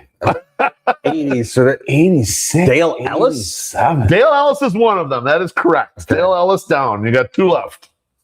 Fuck. That's got to be too early for Xavier McDaniel. Xavier McDaniel is two. Okay. So that was that his rookie year? It's early. It's too early for Kemp. It's still like the too early for Kemp. Because you would say Kemp, Payton, too early for Kemp. Detlef Schrempf, right? True. Like those guys could. Yeah, so it's not Detlef Schrempf, but that's a good guess. That's a good guess. So Dale Ellis, Xavier. Yeah, don't come yet is right. What's up? I love Xavier. I love Xavier McDaniels simply because of fucking singles. Dude, he was awesome. Just he had one of the best nicknames early in X-Man, the NFL. The X-Men. That was like awesome. He was a good player, and he was also a badass man. He would kick your ass. Don't come yet. He's a tough guy. Okay, hold on a second. Who's their center at that time? It's gotta be like a goofy white guy. Man, or not. Like I want to. This is I can't even think. I mean, of guys. Super Science. Goofy white guy is right on the correct path. Okay. God damn it! It's not like I want. See, I'm thinking too many. I'm thinking Rick Smiths. Like, I'm thinking guys on other teams. Like, and it's like that left Schrempf we already named. Yeah. I don't want to say Tom Chambers, but I don't know. It's Tom Chambers. Oh, the comments had it. Trey had it early. He was the one that got taken in the expansion, right? by the Suns. Yeah, because I only think of him as a Suns player. Yes. And that's why I had Tom Chambers in my head too. but I'm like, why would he's not there? Good job, Trey. Good job. Chambers. Good Boys job. got it. Nice, I had it in nice my work. head, but I was just like, I couldn't. And then later on, I don't think so. John Carney was up there. Yeah, so that is the trio right there. Chambers averaged 23.3 points, Xavier McDaniel 23.0, and Dale Ellis 24.9. That was 25 points a game. Tom Chambers could dunk too. Like I was going to give you the hint. Good dunk. White guy dunks, Yeah, but I think you guys good would have got it then. So, boys, the JP Morgan thing. It's back. It's back in the news. Kind of, right? Kind of. So that dude. There's countersuit, and then there's There's a countersuit. Oh, the dude that said Yeah. the chick was like, Yeah. So if you're not familiar, there's this dude, and he made all these elaborate claims about what his female boss that didn't Love turn out to cannons. ever be his boss. yes, love Was his fish head wife. said, I wasn't going to say that. Your fish head wife doesn't have cannons like I to her own cannon. Yes, yes, yeah. Favorite part of that. Which was all. And then Google that. There's some good AI images. oh yeah, that and they she of her. made him. Yeah. She made him let her blow him. Yes. Which is a wild story. If anyone ever happened all told the you time in my youth. if anyone ever told you that story, you'd be like, "This is bullshit." But this guy is like we said A lot of blowies. when we first talked about this. We said this guy needs to fucking disappear. Yeah. He needs to change his name. He needs to move to a different fucking country. He needs to get off the fucking grid. He needs to start over. He didn't do it. He presses on. Oh, he doubled down. Doubling down. They're going. The trial started. The whole fucking thing. The court He's case. going court to case trial. started. Oh, yeah. Court case It gets against better. her. It gets better. The day they're about to do it, the fucking lawyer goes, "Bro, I'm out. I'm out." The lawyer pieces out. I ain't defending you. I'm getting the fuck out of here. And he's like, "I'm gonna represent myself." Oh no. Now, Motherfucker. nothing has happened yet other than like the initial pieces of the case. And there's a scenario where they delay this until he can get a new lawyer, which who the fuck is touching that case? Who's gonna rip Right? But there's a scenario. Saul good. There is still a scenario where this motherfucker represents himself in this case. And if we don't get coverage, like the fucking O.J. Simpson trial, I am going to be irate. Baby, I'm off this. I'm off. I will be glued to fucking. Does court TV still exist? I don't know. I will be glued to. You know I will what? find a way. You know what happens don't know. now? And this is happening with the Diddy case. They let some of the big YouTubers get in there and cover that shit. Oh yes, and I enjoyed that shit. Oh my God. Just catching Swale, that, like, they can Because they're going to put that out to their big audiences because Bonita follows some of these big YouTubers and we'll watch some of the shows or whatever. So we watch some of the breakdowns of the Diddy case that they were talking about. It's like, yeah, they let even the YouTuber, and that shit and it's way more fun when it's a YouTuber doing that shit. Oh, you know, like it's way less like stuffy shirt. They like give you some shit. So yeah. Oh my God. I can't Today believe they it. talked about That's going to be a all the Netflix series. Oh, bro! I mean, like Netflix should have it live, like fucking, like they do with like with Johnny Manziel fighting and shit. By the way, that Johnny Manziel. I don't know if any of you had this on here. Well, I'm going to get into this for a second. That Johnny Manziel fight was. I don't know if you guys saw this. Johnny Manziel fought like some podcaster in an MMA fight. It was like UFC sanctioned. Like fucking Dana White's like on a simulcast laughing his ass off at this fight. It was the perfect Johnny Manziel moment because he obviously did not train. He looks fucking out of shape.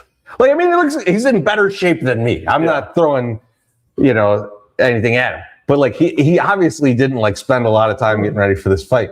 But he has this pure athleticism. He beat the shit out of this guy. Just like the ever-living shit out of this guy. Like, I thought the guy was going to cry. And like, I'm just like, this sums up Johnny Manziel so well. He's like, look, bro, I know how to make money. And I got a lot of talent. Don't ask me for more. Don't ask me to try. Yeah, exactly. I'm not looking at the playbook. I ain't trying to learn how to fight. I'll just whoop this guy's ass real quick. Give me what I got to do right now. I'm not turning on that iPad. All right, bro? That shit ain't happening. I'm going to be at the bar. You call me when you need me. I'll beat the shit out of that guy. It was perfection. I fucking loved it. That was good. Did you watch the other one with Ray J? No. Ray J developed a titty on his head. I didn't watch it live, but I did find 17 seconds of time to watch the whole fight later. Yeah. Oh my God, that was horrible. I mean, we knew it was going to happen. We knew that was going to happen. That Gina chick lost 30 pounds though to get ready for the fight. Well, that's what Ronda wanted for her. Yeah. She literally, we remember this. We talked about it. She literally went out and said, I set up this fight because my friend was getting too fucking fat. She didn't say exactly like that, but she said it where you knew that's what she meant. That's what she meant. So let me ask you, she looked terrible. Let me ask you guys and she did look terrible. Let me ask you you look better there. Let me ask you guys about this genre of fight. Yeah. Is it cooked if it keeps being these types of things where it's like 15 seconds or whatever? Yes. They gotta they gotta get them a little bit better. Man. This is why Logan Paul was good. They made it into real fights. He fought Tyson. He could have dusted Tyson at any time, but they had what looked like a real fight. And so people were like, "Oh, that was cool. I want to check that out again." You can't do the shit where an out of shape fat podcaster just falls down and Johnny Manziel ear punches. Exactly. So we need to figure out who do we put in the ring. And now this weight class piece might be a problem, but Jamarcus Russell versus Johnny Manziel would sell out the world. Russell. And he might die of a heart attack in the ring. I don't know. Both of them. Here's another thing that's happening that's not really said, that doesn't come out. Yes, those two were the headliners in that fight, and it was 17 seconds. But there was 7 other cards, and those guys and those women got paid more money because that was the main card, and people wanted to see that. Yeah. So you're pushing that. I think what Pete's saying is how long are you going to keep watching this when you know? No, I get it. It'll be dead. That's what I'm saying. Right. So they ain't gonna make shit because no one's gonna watch that main fight if it's not a real fight. And no, because this existed before. So we know about the existence of this because we grew up with, we're Mexican, and Julio Cesar Chavez is one of the great Mexican fighters of all time. Yeah. One of the great fighters of all time. Yeah. And it was a family event to get together and watch the fights. But that started to wane because he was fighting all these fucking palookas. And even we went to the United Center and saw him fight, and the fight lasted 32 fucking seconds. And I was like, I'm glad I got to see him fight live. But the next time he was on pay-per-view, we're like, he's fighting Joe Blow, man. This shit's gonna happen again.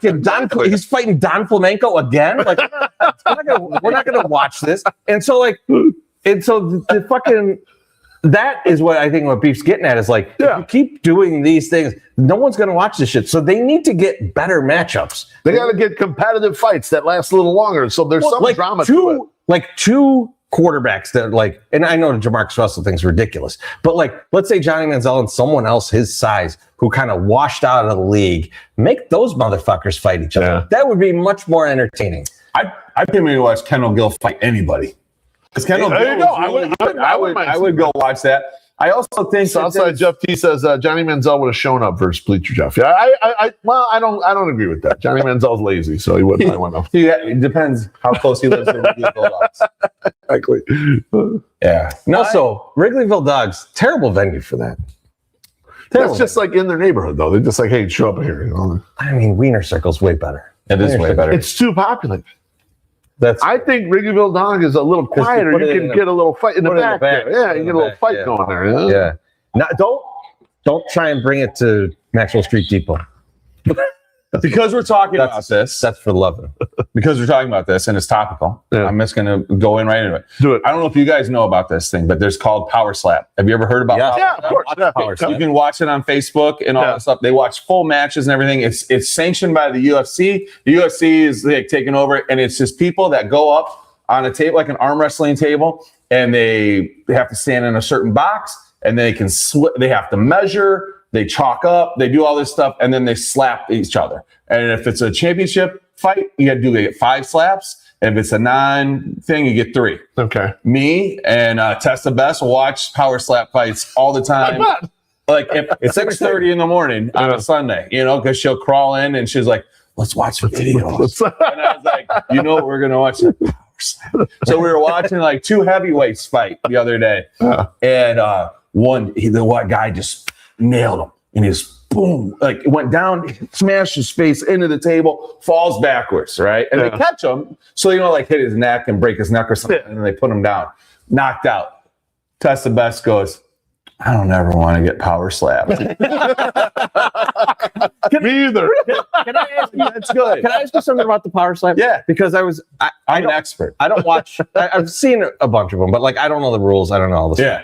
Now, if you slap in the wrong spot, it doesn't count, It's right? clubbing. Because hitting someone in the ear would knock them the fuck out. Yeah, you just it'd be cooked. Yeah. So it has to be like there's It a has to be certain right here. area. Okay. Yeah, it has to be like right here. You can't hit here. You can't hit here. You can't hit like above, right? Not so much here. It's like a club. Much here. But right here. They call it clubbing. And there's also other things you can't do as a person receiving it. You can't flinch up. You can't move. Because some of them will go like this, start moving away. Oh, yeah. Because that's you're going to get hit. Like, Right? Like you have to stay in the moment. You have to go there and it and lightens up take the it. hit if you're kind Right? of fading away So from there's that. all sorts of things. And like on this heavyweight fight we were watching, the dude kept pulling away. So they kept giving him another slap. So the guy got to slap him like 9 times because he was doing it, and then he got knocked out. But 9 slaps a little knock out, I guess. so now, just because the Bleacher Jeff and Todd fight didn't happen, does that show that we actually need to have power slap fights in Lot B? Because we can't have a boxing match. You can't. Can you imagine Bleacher Jeff and Todd trying to fight each other, moving around? No. One's almost 400 pounds. One's almost 300 pounds. They're not happening. I don't want to imagine either of them Let's- in Lot B. All right. Let's. But Let's can we keep them away completely. like, all right, White Sox Dave, Bleacher Jeff. Yeah. When we watch a slap fight between Bleacher Jeff and White Sox Dave? I don't know. The thing is, I don't know if I want to do it. who's the referee on this? Because that's the problem. You got total amateurs doing this. It's gonna be fucked up. That's why I asked about the ear thing. Like someone just gonna get clubbed in the ear. No, you can't do that. Yeah. I know you can't do that, but But they'll do it. Who's going to referee this shit? because Yeah. people are clumsy as fuck. Or we'll try to cheat or whatever. You know, like you can't trust them. So you guys are out on power slapping Lot B. I think I'm out on that. I think I'm out on that. Now, if you want to get the milk crates back out and have everyone go climb, then that I'm in for. All right, put them in the grassy knoll over there. We put the milk crates. I'll do that shit. You know? Well, I Put that spent on some the- 108 money to acquire the license to power slap in Lot B. So I gotta see what happens. We can resell it. Probably. We'll probably be okay reselling. We flip it. Now, We'll just beef flip with it. the crates. Are you putting them in the ramp? Get some real danger. No. We don't time the grass. We don't have no one dying on this shit. Come on now. Loaf. My turn. All right. Let's do it. I don't know if you guys. I want to bring this up from in the stands the other day. We had a little discussion. Chorizy, you were not at the game on Tuesday night. But I may have gotten a little loose-lipped, and I said that I have a bigger alcohol dependency than you. Yeah. And MSS didn't say anything. He just looked at me like he wasn't sure. And Wally Money chimed in, are you sure that you have a bigger alcohol dependency than Chorizy? So I need MSS to be the arbiter of our alcohol dependencies. Now, I don't want to go vice for vice. Although if we did want to bring back 108 drafts, and the three of us do a 4-round draft of our vices, that could be pretty funny, I think. That could be. But this is just booze. MSS, I'd love for you to weigh in. Who has the bigger dependency on alcohol, me or Chorizy? I mean, both of you depend on alcohol a lot. Yeah. It's unmatched. Like I considered myself a drinker until I met you guys. Okay. And then I got put into a whole different world. And I was there the other night when we were talking about this, yeah. And like you can cut Loaf, you can cut yourself, stop drinking when you need to. You can do that too, Chorizy. You both can stop when you don't need to. You like know when you're supposed to stop. Kind of. The drunkest I've seen you like going to sleep. You guys don't fall down or anything. Oh, look, he stopped drinking. So the one thing about you that's different than your brother is that you'll eat. Like you still eat food and stuff, and like you have to. No, I feel it's the reverse. I don't You eat. He never eats. I don't eat the game usually. I don't know how this is all happening. Then. No, I'm saying like when he starts drinking, he doesn't eat. He will not have a fucking morsel of food until he gets home. When I get home, then The next day, you'll eat like in the throes. Yeah, because I want to stay alive. Leonard in the comments says Chorizo turned down a free drink and gave it to me today, so he's out. That is true too. You have to do a lot of.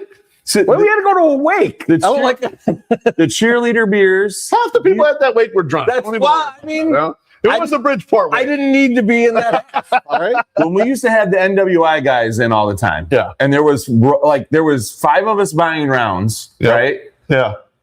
We would get a little backed up sometimes. We would get backed up. And Chorizy would leave a lot of full beers left sometimes. He might have a couple where he'd have to walk them down. You would not do. Let's to pull them up. Maybe. Let's hold on for a second. Okay. That's true that I didn't finish all the beers. Yes. Because my body can only contain so much liquid. But leaving them behind, that never happened. Those motherfuckers came out with me. I usually would wear a pair of pants if they weren't open, right? If they weren't open. Yes. Yeah, that's right. Yeah. Oh, no. You wouldn't bring open ones out. Yeah. You got it in the back pocket there? I put it under my shirt. Hold like this. He doesn't remember. 100%. Yeah. I mean, you can believe that. How many I brought up. Because we would get right out the gate, and because I'm hammered, I like pull it right out and 2 feet out. I'm like, ooh, look at this. And like, it's like, the fucking people are right behind you. Like, he's like, I made it out. You made it out. Don't care. Don't care about that. The floor's lava for them. Fuck. They got no power. We're 6 feet out the gate here. I'm just really hurt. I'm really hard. It's a hard one. It's a tough one, right? It's a tough one because you both seem equally dependent on it. Yeah. There's only one incident when we talked about it with when Chorizy's out of town and this guy just drank whiskey for 3 days and listened to records. That was the only time I've ever been concerned. Just relaxing. But it was fine. He needed a break, you know? Yeah. So I'm going to declare you both winners. You're both equally dependent on alcohol. That's fine. MSS, you are up. Okay. Earlier in the year, when the stocks were on the struggle bus, someone said we are the most abused fan base. Ooh. Is that even correct? That is my question. My first question. Is that correct? Are we the most abused fan base in the MLB? No way. No, it can't even be close. Like, we can't even be on that list. We could be the most neglected. Okay. We could be the most neglected by far, right? Like, because like ESPN doesn't know we exist. So like the fact that Jeff Passan had to come on the show to apologize to the White Sox fandom for ESPN shows the neglect. How could they abuse us? Right? They don't know we are here. Right. So yeah, I think like for the most part, like when you hear people talk shit about White Sox fans, it is like White Sox fans don't exist, or it's more shit talking about the team than anything. Yeah. I think care more about the Cubs I think you do about the team that I would put that gets the most abuse deserves the most fucking abuse, and that's the Dodgers fans. Because Dodgers fans are the biggest fucking crybabies with the fucking best team. They like if they don't win the World Series, they're like, woe is me. What a tough year we had. How did this happen? Fuck everybody. Fold the league. This is wrong. We were wronged. It's someone else's fault. All this shit. It's like, bro, your team spends $800 million a year. You have every great player. And guess what? In free agency next year, you're going to get more great players. You're going to get all the good players at the trade deadline because your owners will throw everything at it. Money. I would love you to go fuck yourself. And the fact that I am saying this right now, I'm abusing that fan base, lets you know that everyone abuses that fan base, and they fucking deserve it. I think the direction you're trying to go in from is not the direction he's saying where It's all the other fans hate you. Yes. But like the level of most abused by the ownership and the actual organization. Yeah, exactly. And I think I like what he did though. Okay, I don't think we are. And if someone brought up the point today, we were talking a little. I think it was Wendell. We're talking about the negotiation that's already starting between the Players Association and the owners, and the salary cap ranges, and like people were talking about how high the salary cap ranges should be in the floors and all this shit. And Wendell's like, I'm okay if it's kind of lower because I don't want to pay $100 to go to games. And I realized like we are abused in certain ways, but also the White Sox game is a cheap deal to go to. If you really want to go, like, that is a cheap entertainment, and like we're in a huge market, and it's like that shit is so cheap. We're just like, yes, we'll take 81 games. If we don't make them all, that's fine, no big deal, because that's how cheap the entertainment option is.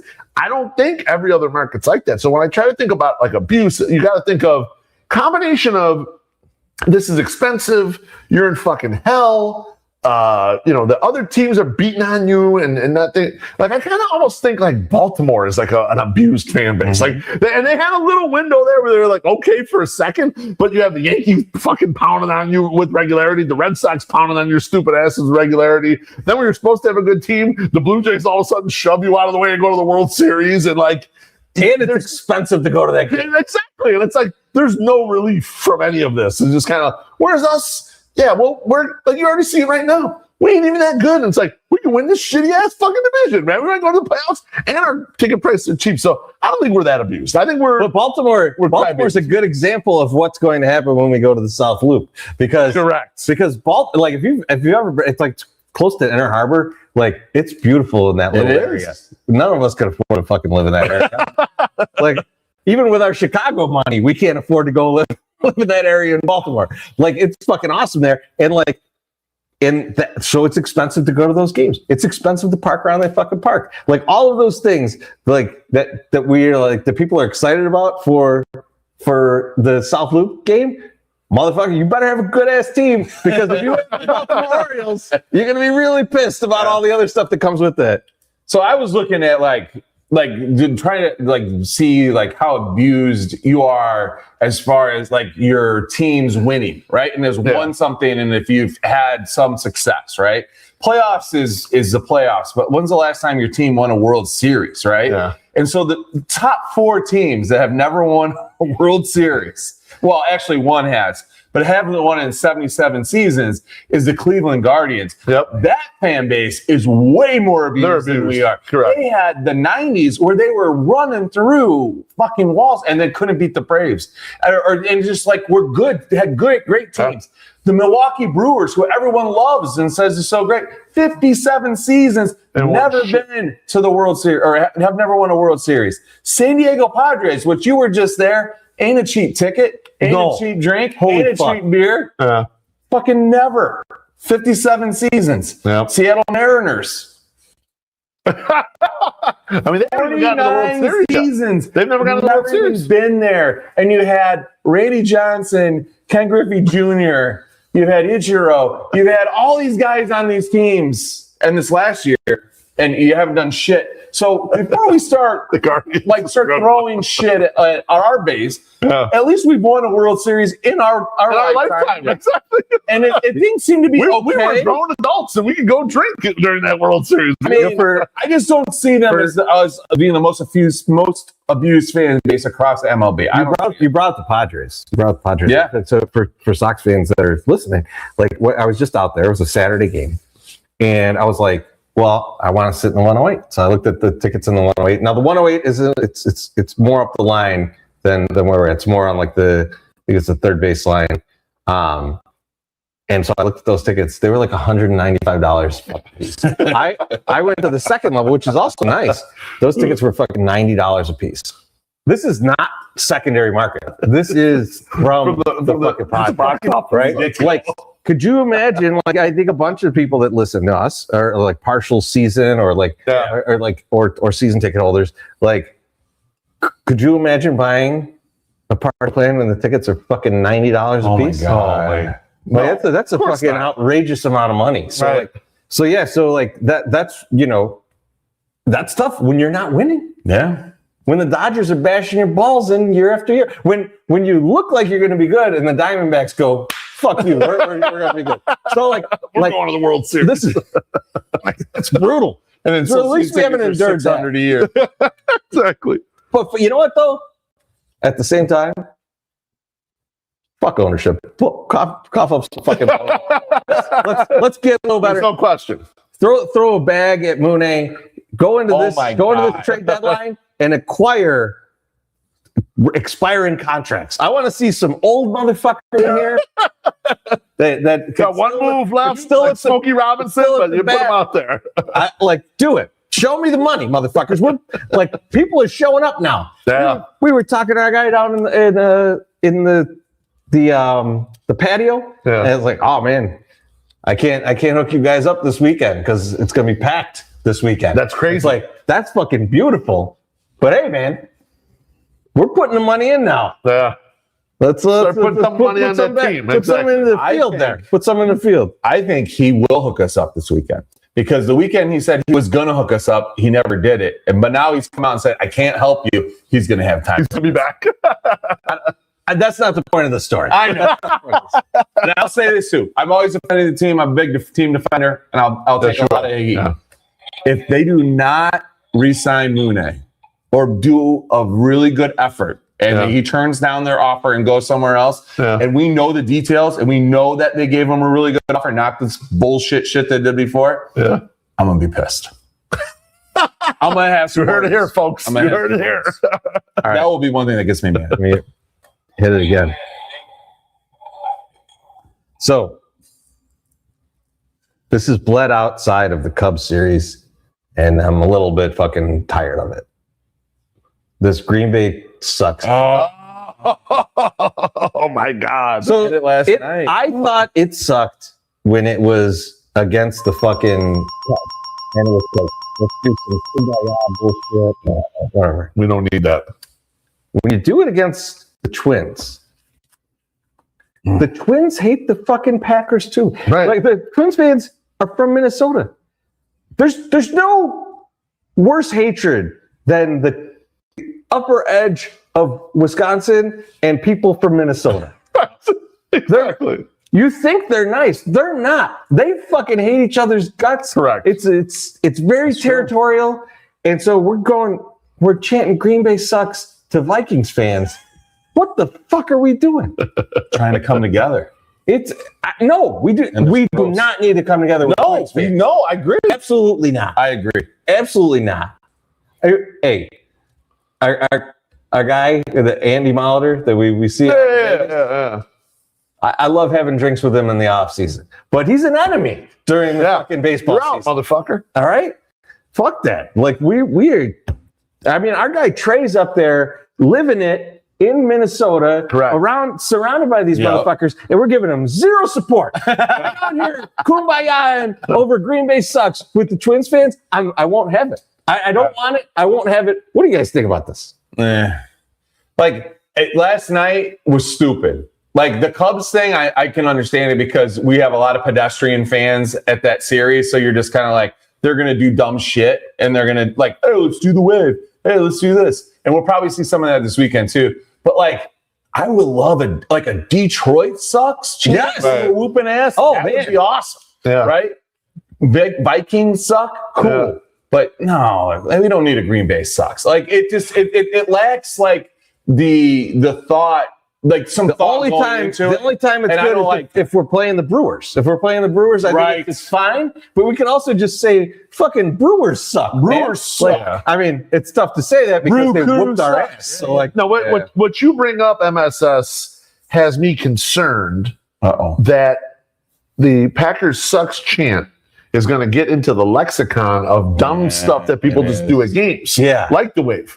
Like it's feeling like it's baking itself into just go to the game and randomly we'll just yell this because we're in Chicago. Like the Ric Flair woo that was going. Yes, like really. But that's less annoying, right? Well, I don't know. It's pretty bad too. Well, what would you rather have? It's another neither. Yeah, both are very stupid, and they're stupid things that get themselves baked into games that don't belong there at all. Like, just not really part of it. Yeah. I'm very worried that it's going to be a staple for the entire season. It's going to pop up, and people that we know are going to be chanting it, and we're going to be looking at them like, what the fuck? Like, I'm not saying are we doing this. Why are we doing this? I don't like it. The woo, they play the soundbite at the stadium now, though. After a strikeout, they'll play woo, you know. So and people haven't been doing it much lately. No, they faded. The thing that I didn't like, we don't need that coming back. The thing that I didn't like was when it was just randomly during the game, like people just doing it. Like, what is this? What is this shit? What happens when you suck?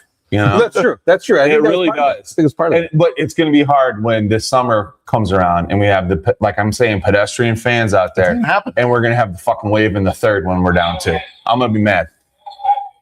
Beef.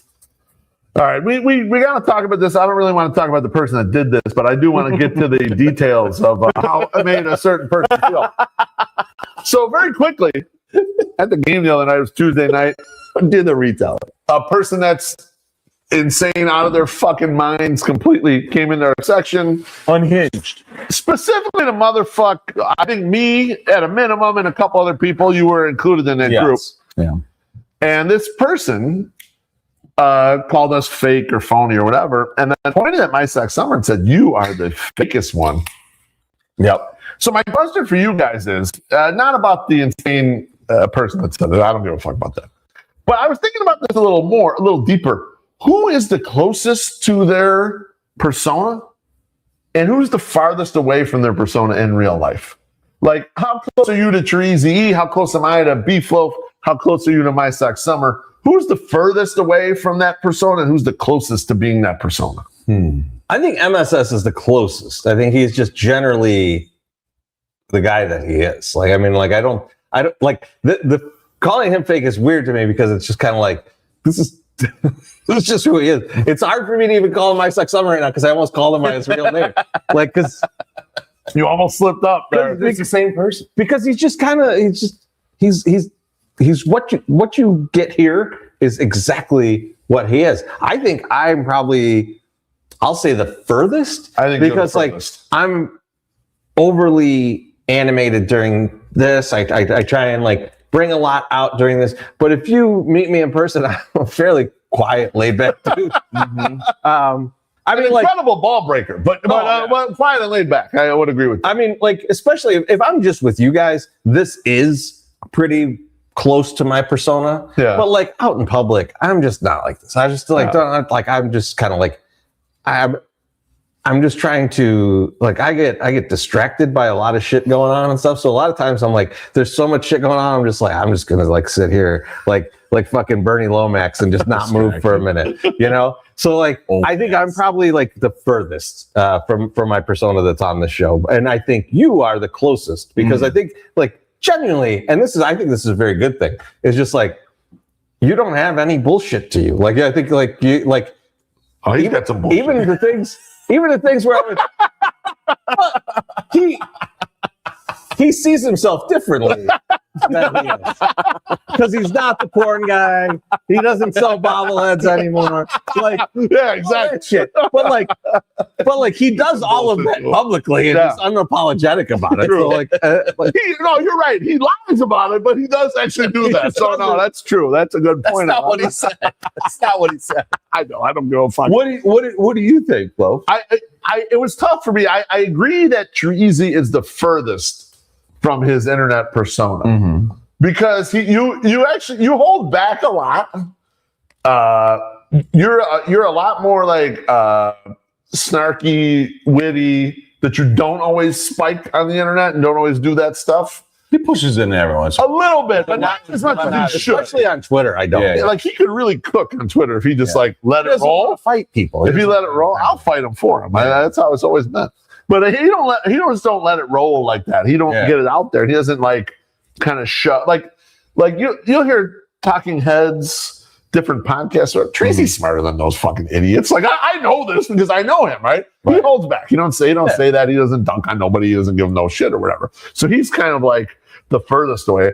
It's tough for me to decide who's more themselves out there, me or you, because I will just tell people what the fuck a lot. But he's writing that your actions are just your actions that you always are. Like you don't act any fucking different, you know. No. Like you bite your tongue more than I do, but you are also very true to what you are in general. So I think you're probably right. He's pretty much what he is. He's a Puerto Rican. How do you know? Have we done 23andMe? Peter, get the 23andMe. Otherwise, you haven't heard him do reggaeton. No, when it happened in the moment, I'm also high as fuck, and I'm just like, well, this is stupid, and I wanted to know why. So I said that. I was like, well, why? And there was no answer. Because it was a $5 beer night fueled like yelling, which is fine. And I mean, that had been brewing, but yeah, it was sure. released on the $5. And so I was like, initially, I'm like, well, she's calling me a fake, like me or the person is calling me a fake, and I'm fake, and I'm like, but I'm not fake really, because I kind of just do my thing, and I'm not acting like that, right? But I go, she. Get your reeling. The person, if you know, you know, has some of a point, because like what you're saying, biting the tongue, just sometimes just doing shit, even though I don't want to do it. Like I just do it. Like that's probably me being fake. So I can understand it. Like you would just be like, "Oh fuck that, I ain't doing that."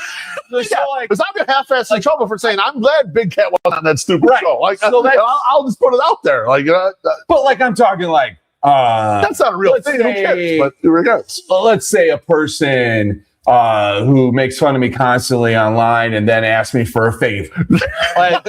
and I like for years I would say, okay, I'll help this person out because I have access and I would want somebody else to help me out. Right. And more lately, it's more become, oh, fuck that person. Because no, I'm not doing that anymore. Right? Like, so it's a little hard. So no, I initially I took it in a way, and then after the fact, I was like, you know what, probably right. But the person I also was very proud of, because they had it come to the section. Yeah. And I was like, awesome. You're standing on your principles and you're standing on your thing, and you're not engaging. Respect. And I was so happy about that. Yeah. And then it was all washed away in 30 seconds when that person showed up and did what they did. It's like, you didn't need to do that. Right. Yeah. And by doing that shows me that you do care. Oh, yeah. And you care a lot.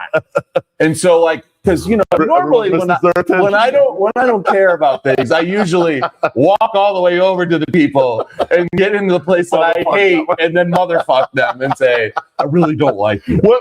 What hurt me, Chorizy, is that I could tell MySoxSummer was hurt by MySoxSummer. You got the feelings a little bit. I was a little worried about him. I was in my feelings. But I think we're feel bad for MySox. So okay, we figured it out. Chorizy is the biggest fucking phone. Yeah. MSS, you're up. Okay. All right, let's go to a happy spot. My favorite player on the team is Sam Antonacci. He's just a baller that likes to play. But there are so many good personalities on this team. I want to know, who are your favorite players on this baseball team? Loaf, you can go first. Oh my God. Okay, I'll go one hitter, one pitcher. Okay, I'll go ahead and say that on the hitting side, Miguel Vargas is my favorite player. And I think he might be the most complete player on the offensive side, from the standpoint of he controls the strike zone better than everybody else. As far as walk K rate, he's got power. He has speed on the bases. I think he stole his ninth base today. He's got 12 or 13 home runs and 9 steals. And he's solid enough on defense, barring pop-ups in Northern California, that like everything kind of works well. So on offense, I think Miguel Vargas is my favorite. On the pitching side, I gotta go with my guy Sean Burke, man. I still, as much as Davis Martin's having a big run, I still think low-key Sean Burke might end up being the best starter out of the group once it's all said and done. I just like his stuff. I love that he throws an old-school curveball. Like, you don't see it that much in MLB, and it's a good one. Like, so I'll say those are probably my two favorite players right now, Miguel Vargas and Sean Burke. Okay. I'm gonna say Colson Montgomery. And for a few reasons. For one, obvious reason is that everybody was out on Colson. Yep. And that's why back on somebody. Yep. I'm like, oh, everybody says this is fucked up. Probably pretty good. And now he didn't reverse wisdom. He did not win me the rookie of the year bet. But he came goddamn. He tried. He tried for you. He hustled. That was a college try. If Nicky Kurtz didn't have the season that he had, which is the season Mune's having right now, we would have got there. But that's fine. That's fine. All that was for is I showed him some support. That's right. But Colson is, and Beef, you know this because we've talked baseball for the past 20 years, and he's my kind of guy. He's the all or nothing. Oh yeah, home run or double guy. Like a lot of strikeouts, a lot of fucking outs, but sometimes he's gonna hit the fucking stadium floor. Exactly. And man, that's just the way I live my fucking whole life. And so I can't get enough of Colson Montgomery. Like, and the fact that he is motherfucked every prospect guy and said, nope, I play shortstop. And he's been great at it. All those shortstops coming up, fuck them, keep them in the minors. They could suck It's my dick. goddamn job. I'm here. I have 18 herniated discs in my back, and I'm fine. Fuck you guys. I'm doing it. He also tricked everyone into believing that a trip to Arizona fixes everything, because now they're like, Christian Opper's going there. He's going to be great pretty soon. Guys, guess what? No, he's not. He'd be fine. He's fucked up. Sometimes prospects just ain't prospects. All right. But here's what I don't understand. Colson Montgomery is a real dude. Yeah. He can fucking knock the shit out of the ball. Yep. And you can't replicate that. And that's why I'm all in on that motherfucker. And I'll bet him for a home run tomorrow too, because I lost on him today. There you go. All or nothing guy. He said, I like a guy that's all or nothing. Is there anybody more all or nothing than Sam Antonacci? And he gives him so much shit. Sam Antonacci's all nothing. There's no runs. How many home runs? It's no runs. He's getting all the stealing bases. Well, not the stolen bases. He'll get extra bases. He's almost hitting 300. This guy's a fucking Almost hitting 3. He's hitting like 270. 271, dude. That's good. It's not all or nothing. He's just like he's a flea, Nah. That's a very different baseball player. Yeah. Oh, no. And I got no 100%. I got no problem with that type of baseball player. It's just not my kind of guy. No, I get it. Like my kind of guy hits monster home runs. He could hit 40 home runs. He could make a lot of very upsetting outs in that run. Yeah. With those 40 home runs, they're all fucking magic, baby. Plus, he's good defensively, too. Yeah. And I think my feelings of Colson Montgomery are well known. Like, I was in love with that guy all last season. So I still like him. I like the underdog guy a little bit. The Italian. I know you like that. That's what I like chorizo. So I watched the enhanced games. I watched a little bit of that. So It's the Vegas, right? yeah, Enhanced games? Okay. yeah. So here's the problem. What's the enhanced games? So it's so basically, yeah. So if you're not familiar, so they wanted to build something that's kind of like the Olympics, but Can they take PEDs? they can. Okay. They can. And the thing about it, All right. that's maybe like a little bit misunderstood is that like they're not just like all juiced out of their minds, right? Like there's like doctors that are like prescribing these to them and doing it that's weak in a certain way.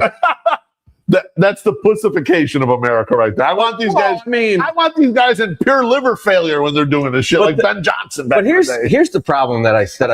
Is that, doctors can prescribe you some shit that can kill you. I mean, it's so happens. That's true. Let's not pretend just because.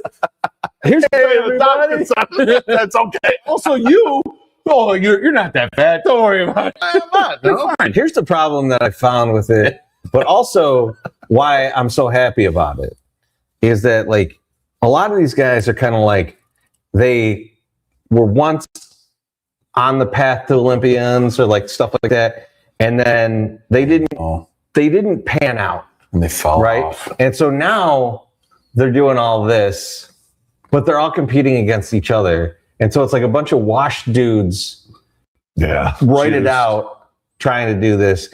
And like the thing about it is the winner of each event gets $250,000. But if you break a world record, you get $1 million. And like in the whole thing, like one world record I think was broken, which was like a 50-meter swim thing, which is like a sprint swim thing. And the guy that did it was juiced out of his fucking core. Like, I can't believe that this was under doctor's supervision. Like, See? That's what I'm saying. what I Well, it only happened one time in the entire Olympics. Think about how disappointing that is. You have an entire games and one is really kind of fun. That's there were people in this that were like chose not to do the enhancement and won events. see how bad this is? This is terrible. And so I hated it from like the entertainment factor, but I loved it from the fact that I think it proves the point that people way overestimate How much the steroid era and how much like That's true. It's like these guys had to be talented first. Like you can't just juice someone out of their fucking mind and all of a sudden they're good at baseball, right? Or they're good at swimming, or they're good at this. And so like I kind of really enjoyed that part of it, but I also was just like, this is under doctor supervision. Can we all get a little bit juiced up? Because I feel like every once in a while it's a little tough getting out of bed. Maybe a little more, a little HGH, a little testosterone, a little HGH would make me feel a little bit better. Why not? So I think that we need to work our way from this first version of this, to a truly drugged out baseball. Let's get back to our roots. They're not playing baseball. All right, they're just doing like track and field. Not yet. But we need to get there. We need to move this into the MLB. We need the same doctors. Maybe the banana ball. Banana ball when that runs and no one wants to see it anymore, right?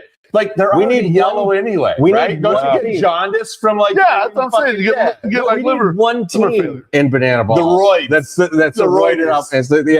The bondsman. The rage. This is such a weak version of it. I mean, this is so disappointing, man. The other thing too is they built this shit. Were there any like gruesome injuries from this? It's like you got roided out and then you overshot your body a little bit. I thought yourself up. Like I thought we were going to see leg some of fell off. Yeah, because that kicker. Yeah. Simpsons. These guys were trying, like the weightlifting. I thought, like in fucking SNL where the guy's arms rip off. Yeah, Like I thought we were the going to deadlift. and like the one guy, like the one where it's like I forget what it's fucking called, but like they fucking like flip it up and then they put it over. Yeah, it's a clean and jerk. It's something like that. Yeah. And I was like, I'm good at that. Not that one. And the one guy got hurt. Yeah. And they're like, oh, he's not going to lift anymore.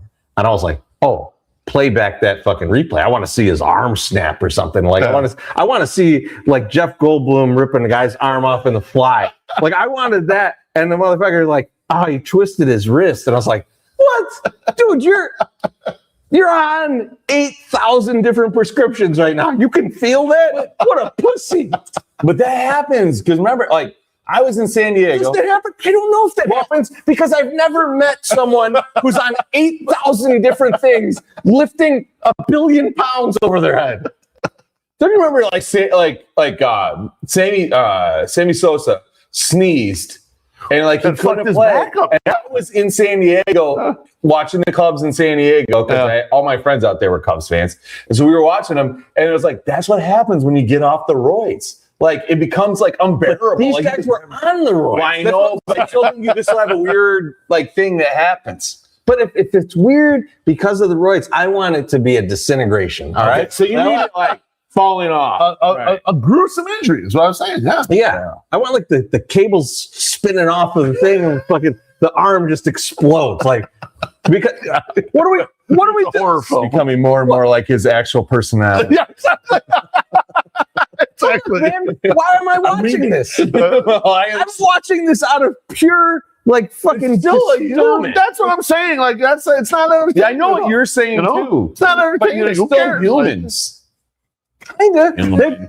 Human. They've jumped the line. Did you watch Squid Games? Humanoid. No. Oh man, you should probably watch. Nah, it's because it's fake. It is fake. It's a but made-up like movie. you probably would when they really get like the real one, when they do the real one, I'd probably watch that. I bet you would. Say fuck. Yeah, he's a sick watch bastard. Real Faces of Death. You're gross. I'm going with you, Loaf. All right, it's time to bust out one of our friends because I listened to his show recently and he's in the comments. I see him in there. Baloney. Not really busting him out. He just got added. He had a good baloney show with Kevin K-Duck, who used to be at CHGO. And good interview, but Kevin K-Duck made an absolutely fucking outlandish comment that I cannot believe. One, as an interviewer, I can believe baloney let it ride, but afterwards, I can't believe I haven't assaulted this guy on Twitter just yet. He had the balls to say that the group that he put together for CHGO Bears, which is Adam Hogue and Mark Carman and Greg Braggs, he would line them up with the greatest Chicago sports talk shows of all time, including Heavy Fuel Crew and Afternoon Saloon. Is this the dumbest, most insane thing you've ever fucking heard in your life? Well, think about it this. Let's think about it this way, because the Heavy Fuel Crew, right? Yeah. Like, you wouldn't even put Bors and Bernstein against the Heavy Fuel Crew, right? So he's saying that this jumps Bors and Bernstein too, right to an Afternoon Saloon, which was Mac and Yurko and Harry, right to the top, right to the top echelon. Fuck Mike North, fuck the Monsters, Monsters in Midday, all that shit. That's all bullshit. What they've captured at CHGO is an unprecedented masterpiece that we could never replicate. I couldn't believe I was here. And I'll tell you, I like that show. I watch those guys. Yeah. But that's wild shit. That's like going to a fucking Creed concert and going like, man, this is better than Pearl Jam. I don't like those comparisons, because Creed is good on its own. But but no, the guys that actually created the genre that you're doing are not that lifted up to the heights that are of not good. Yeah, sure, okay. Yeah, a lot of these guys that do podcasts are better than Howard Stern too. Sure, yeah. right on. Exactly. Yeah. It's shocking. That's the way it felt. I was like, hang on, am I hearing this right? And here's the thing, as an interviewer, I don't know what to do in that spot. You just gotta let it go. Peter did just kind of grin through it. That's probably what I would have done too. Yeah, you can't. It's a weird, wait a minute. I mean, explain that to me. Maybe that's how I should do it. How do you argue that? Would you say that to somebody on the Ozu? I wish I would, but I don't think so. I don't think I would. That's where you would be fake. Yeah, exactly. I'd want to say that, but I couldn't get it out. The problem is, and this is where I defend Peter, is like, you can't really argue that without, it's like going into arbitration. Right? I got nothing against Peter. I thought Peter played it the way you got to play it. You just grin through it and go on. You never take a player to arbitration, because you have to go into arbitration and go, this guy sucks. They're all this much money. Fuck that guy. That's why you never go into arbitration. And he would have to do that in the argument, because he couldn't just rest on the laurels of this is one of the greatest shows that we've ever had in Chicago. He'd have to go, and this is why they're better than your guys, And these guys suck at this, and Peter's not going to do that. He shouldn't do that. I think that would be super disrespectful to the guys. You're not going to get people to come on your show if they hear that you're going to sit there. That means I got to start doing that. Yeah, I'll be honest with you. I'm going to go with MSS. Oh man. Tomorrow, something will happen that has been something was going to end. That has been building up since our Reggie show 3 years ago. Oh. Chorizy-E is paying off his Little Caesars pizza bet. Oh my God. It will be over. I'll try pizzas. All right. Let's because I told you. What was the original bet? What was it on? It was on the catchers. It was the guy who'd never played a fucking inning. They brought in a catcher. He was from the Angels, and he had a hip thing, and he ended up retiring. He never played. Yeah. But it was on games played, or it was 200. Wasn't it? Yeah. Wasn't it I ruined the guy's. I ruined the guy's career. 10 pizzas, and I think I gave it 6 so far. So so we're at our last 6 is gonna go tomorrow. Yeah, that's the last. We're done. You're done. So I ordered them. I got to pick them up at 10 o'clock tomorrow. But this is now the second time that Chorizy has paid for all the pizzas for my dog test the best of school. and the people in You're a philanthropist, basically. The people in the chat, I'm always like, I go, what do we need? And they're like, well, do you want to do pizzas again? And I go, yeah, I'll do pizzas. And I go, I think I still have some left. And I texted him and he's like, yeah, you got 6 left. And I was like, all right, well, I can donate 6 pizzas. And then people are like, well, do you want some money or something? I was like, no. I go, I don't want to really tell anybody how I'm getting these pizzas, but I won them in a gambling. Don't worry about how I got these. These fell off the truck. So thank you, Chorizy. It's been 2 years, but the kids are going to be so happy tomorrow. Do you want or you want me to go to him? I just have a question for you guys. All right, let's go to Chorizo. We've had a multitude of beers tonight. We have, yeah. Too many. What was your least favorite of the beers? Because mine is definitely the Keystone Light Apple. That's my favorite. That's your favorite? That was like drinking straight candy, baby. The first drink of this, though, you're like, oh, yeah, that's a Keystone.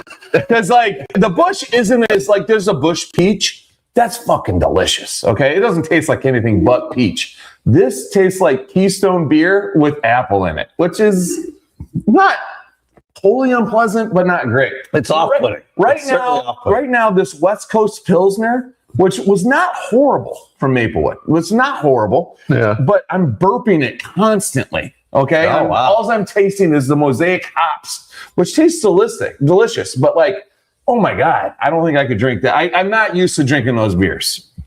I mean, for me, I don't know. I mean, like I had the old style. I enjoy old style. Sapporo's fine. And I like the apple. The apple was like a nice change up of sweetness in the middle. So I'm afraid to shit on it. I guess I'll shit on Sapporo, but you know, whatever. I don't think any of them are bad. It's a little MSS, that answers the earlier question. He's more dependent. I'm more cosmopolitan. That's all I am. I'm more accepting of other beers, you know? More cosmopolitan. Now you. All right, boys. It's time for us to do this. This is a White Sox topic that no one's discussed yet. I have a few more of these actually in my pile. But I don't know if you realize this. We've been watching this team this whole year. We watch every single fucking game. Yep. Well, mostly. Sometimes we listen on the radio. But the White Sox have had 10, count them, 10 rookie debuts in 2026. I'm going to name them for you right now. They had David Stanlon last night that we got a chance to watch. Awesome. Obviously, Munetaka Murakami on March 26th. Tanner Murray was April 5th. Sam Antonacci, the Italian Stallion. Sammy the Ant, April 15th. Rikuu Nishida, which we just had on May 25th. Yeah. Tyler Schweitzer, April 8th. Noah Schultz, April 14th. Hedrickson Paez, March 26th. Grand opening and grand closing. Duncan Davitt, April 10th. And Tyler Davis, no-name reliever, April 25th. I would like you two together as a group to rate from 1 to 10 your favorite of our rookie debuts this year. Let's start at 10, the worst. The worst. I'm gonna put Duncan Davitt at 10 because ballsy. Just for the simple fact, when you said that, I was like, oh shit, Duncan Davitt played for us. I'm going to go get hopefully an apple. Jettickson, they're the best. Jettickson 9. I'm good with him at 9. He's at 9. Because but you know what? I will say, I didn't like how that worked out. I thought they should have stuck with him a little bit longer. Oh, yeah, that was juice. That's a good pull. That's a good pull. You like that's a good pull. I love Son of Juice. You like Juice Pants, Son of Juice. So now you got to go to 8 if you're going in that direction. Well, I hate to do it. But I'm gonna put. I'm gonna put Tanner Murray. Yeah. I'm gonna put Tanner Murray because 8. Okay, all right. Yeah, because of how many times I told Slim Mick, dude, Tanner Murray's got some power, and then he ripped his arm apart trying to make a play, which I mean, like happens. Actually, when he tried to do it, I thought he just knocked the wind out of himself. Yeah. I told Mrs. Beef, he just knocked the wind out of himself. She's like, I don't know, he looks pretty hurt out separated, there. And then everything was torn apart and he's gone. He separated his arm from his body somehow. On that when it was still laying there and they took him out the field, I was like, well, he's probably a little more hurt than I thought. So he's 8. I'm going to put Schweitzer at 7 because I feel like Schweitzer has already had Any some disagreement ups on and these? downs? The bottom here, I think, is kind of easy to 'cause I feather don't out, know- right? I don't know Schweitzer either. I'm good. He was up a minute and then he was gone. Same with Duncan David. They're up for like a day or two. So now we're starting to get into the rough spots here. So now you're down to 6. So Tyler Davis probably 6. Riku's 6. Okay. you guys got a disagreement. Go ahead. Because I think Tyler Davis has provided a lot of value to this team so far. All right. So go. Okay, Rikuu. Let's go. Rikuu 6. Because all he did was throw a guy out. Twice. Yeah. But he missed that. He fucked up that bunt. Okay. So I'll go Tyler Davis 5 then. I think that's 5 reasonable. All right. Now you're down to Noah Schultz, Sam Antonacci, So Mooney, and David Salem. I'm going Schultz 4. I mean, like as excited as I was about Schultz, This is where the rubber meets the Here's road. where Let's- it's- I it's- go ahead. I Go ahead, I haven't been crazy about the results, and like the control is just not there for me. here's okay. So we're only going by debuts, right? The debut game, right? That's what we're going at. Well, I mean, you can go on any criteria. I'm just saying the which ones system? you would you like. So like in my head, I was thinking like the debut The night. excitement of like, The- oh my the god, we're actual going to night, see it, you know, right? like that kind of So thing. that I would put Noah Schultz over. I would put Antonacci at 4, and I would put Schultz at 3, and Okay. only because but Noah, like what he showed me, and I was just talking about this with Slim Mick as he gave me a ride home tonight. Yeah. I was like, this fucker. He's like, man, what a shitty, debut by Noah Schultz. Like, or he goes, good debut by Sandlin. Sandlin was He great. goes, and I wanted that same thing for Noah Schultz. I go, but Noah Schultz had a good debut too. I go, it's just different. It wasn't a typical thing. And he's like, yeah, but he walked in, he didn't start well. I go, Yeah, it didn't start well, but then he fucking recovered in a moment and played. And I go, as a guy who has seen so many people get rushed up and have such horrible, like fucking Fulmer just got destroyed. Yeah. Oh, right? yeah. Oh, yeah. Like to see Terrible. somebody like actually have the fortitude to be able to go like forge through that and like And come actually out on the recover, other okay, side start, was yeah. fine. That's why I'm going to put him over Antonacci because Antonacci didn't do anything in his debut game. Now, since they've been up, definitely Sam's a way above. But like I'm going to say for debut, You're going to base it on debut. I'm going to go on got it. debut. Okay, I will like go that. 4 and 3. That said, though, I cannot. As good as Sandlin's debut was, I can't put him in front of Mooney. No, I would agree. no. Mooney's number 1. So Sandlin will be 2 and Mooney 1. I Mooney's love it. one. Mooney's 1, obviously, because he had a home run. But I do have a The question. first thing that he's supposed to do, the only thing he's Nice supposed work, to do nice work. is he did it. I do have a question for you guys, though, based on that list. One of the things in there and something I want to talk about is David Sandlin, known Star Wars guy. Hello. He had a great outing after the Buxton Home run. Yeah. I mean, I think he put 18 out straight after Yep. that. Great outing. I really enjoyed it. I'm hoping that it looks good.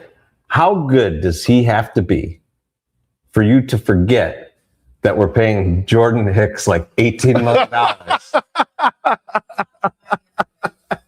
These are BFFs. Oh, yes. You're friends with Jordan Hicks now? Yes. Oh, God. Oh, no. Now I can't motherfuck him on the podcast. Thanks, everyone. No, It's been a fun show. It's been good. No, Treasy, that was always the plan. That was always the plan. It was. But So I had no problem with it. But what I'm saying is, how good does he have to be to basically make that deal work? So okay, so like when they brought him in and reading some of the prospect stuff, and I think on Fangraphs they had David Sandler as like a 45 prospect. So that's kind of like back end starter or 5, whatever. yeah. Yeah, somewhere in there. So if he gets anywhere ahead of that, this is like a huge steal. Yeah. To just buy the prospect for that price. So He needs to be the 4, right? Like he needs to put. or be some high leverage reliever, which may be where he ends up. I don't know, but like You think Sandler's going to be relieved? I think we don't know. I think there's potential for it. We've seen one game of him Watch against like the Twins. Yeah. watching Well, he was terrific, right? He was terrific, and they kind of like, speaking of rushing up, they rushed him up. I mean, his last start in the minors, he had 71 pitches. That's all ramped up he is because he had been injured before the year. You could tell how quickly they rushed him by the fact that I think it was going into the 7th inning. He had 61 pitches. Yep. He was cooking everyone in that lineup, and they pulled him. Yeah.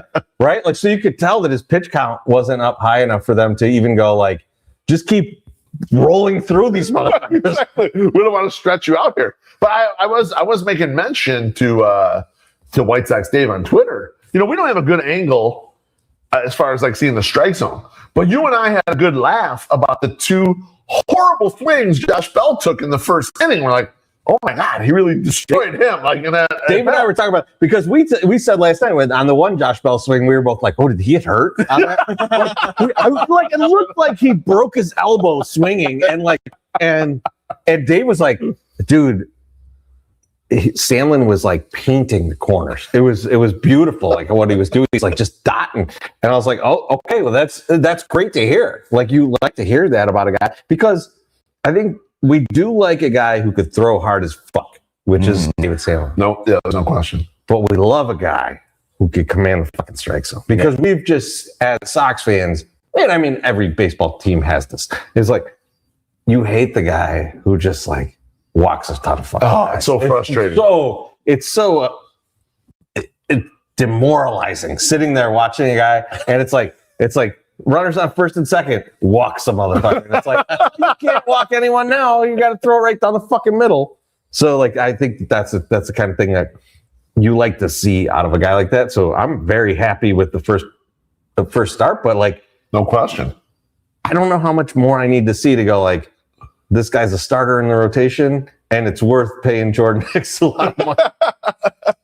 I mean, I think in a way, like it was an outside the box thing to do, which I kind of thought was cool. I didn't think it would be that expensive to buy a prospect, but he like what little glimpse we've seen already. It's like, oh yeah, you'd pay that to buy that, like a prospect that close to the majors who can do that shit right there. So yeah, I think it's totally worthwhile. And he figured his next game is going to be against the Twins too, right? Yeah, he like should. His next start will be against in Minnesota. Twins. Yeah, that's right. Well, so like you at least get 2 wins, which would be nice. Potentially cooked up, right? And then the next time he'll be going against the Dodgers, and he'll be fucked. Like, and then we'll see how real happens. I feel like I need a BeefLoaf. Yeah, it's probably a good idea. I don't know if you guys knew this, but one Sam Antonacci, he's been hit by 11 pitches, MSS, in 38 games to start his MLB career. Yeah. Now, nobody in this day and age plays 162 games anymore. So what I did is I projected his hit by pitches for a full season. Okay. If he would have played like 150 games. Okay. If he played 150 games. And that'd be almost all the games he's been up for, too, probably. He would because be. He got brought up, April 24th? He would be. No, it has nothing to do with this year. It's just, he's only been a whatever. This is just like projected for a full season. He would be hit by 43 pitches in a single season, which would absolutely fucking shatter the American League record, Chorizy. The American League record, modern day record since 1900. Is Don Baylor was hit 35 times in 1986. That would shatter the AL record if Sam Antonacci played a full season. However, I was worried about Antonacci not lasting, getting hit by all these pitches. But let me tell you something, boys. I have found the Antonacci clone, and his name is Ron Hunt. Ron Hunt in 1971. His brother Mike's my favorite. For the Montreal Expos was hit by 50, count them, 50 fucking pitches, okay? An insane number, not even close to any, like you can see the chart on the screen, not even fucking close to anyone else on this chart. Dude. 15 extra hit by pitches for him. Now, I looked it up just to see if this was some fucking anomaly that Ron Hunt was hit by the most pitches in the league. It, in fact, is not, boys. Ron Hunt led the National League in hit by pitches in these years. 1968, 1969, 1970, 1971. That's when he got hit by 50 pitches. 1972, 1973, and 1974. So what I'm going to say is that Sam Antonacci might be Ron Hunt reincarnated, because Ron Hunt was also a no power, high on base guy who depended a lot on getting hit by fucking pitches. So maybe, just maybe, the Sam Antonacci model is sustainable. I just imagine Ron Hunt had arms like a minute ball and just like batted like this. Just like this says Hunt, who batted right-handed, would stand with his left arm hanging over the plate and allow himself to be hit to make up for his lack of hitting power. On June 25th, 1971, he was hit 3 times during a doubleheader. He had a habit of tossing back the ball that had hit him to the pitcher. When I was looking this up, I was like, we're looking for a story to come back in MSI story time. Ron Hunt might be that story. We should get him on the podcast. He's in his 80s, but he's still alive. We should find this motherfucker. Really? Yes. And find him and say, hey, what do you think about this style of play? He's like, oh, yeah, that's the only way I would play. St. Louis, Missouri, which isn't that far from Springfield. So, I mean, He's like, I've watched this Antonacci kid. He's a pussy compared to me. that's what I would think you would hear. He's like, Howard, I'd stick my neck out. Break your record. He's like, that bitch can't break my record.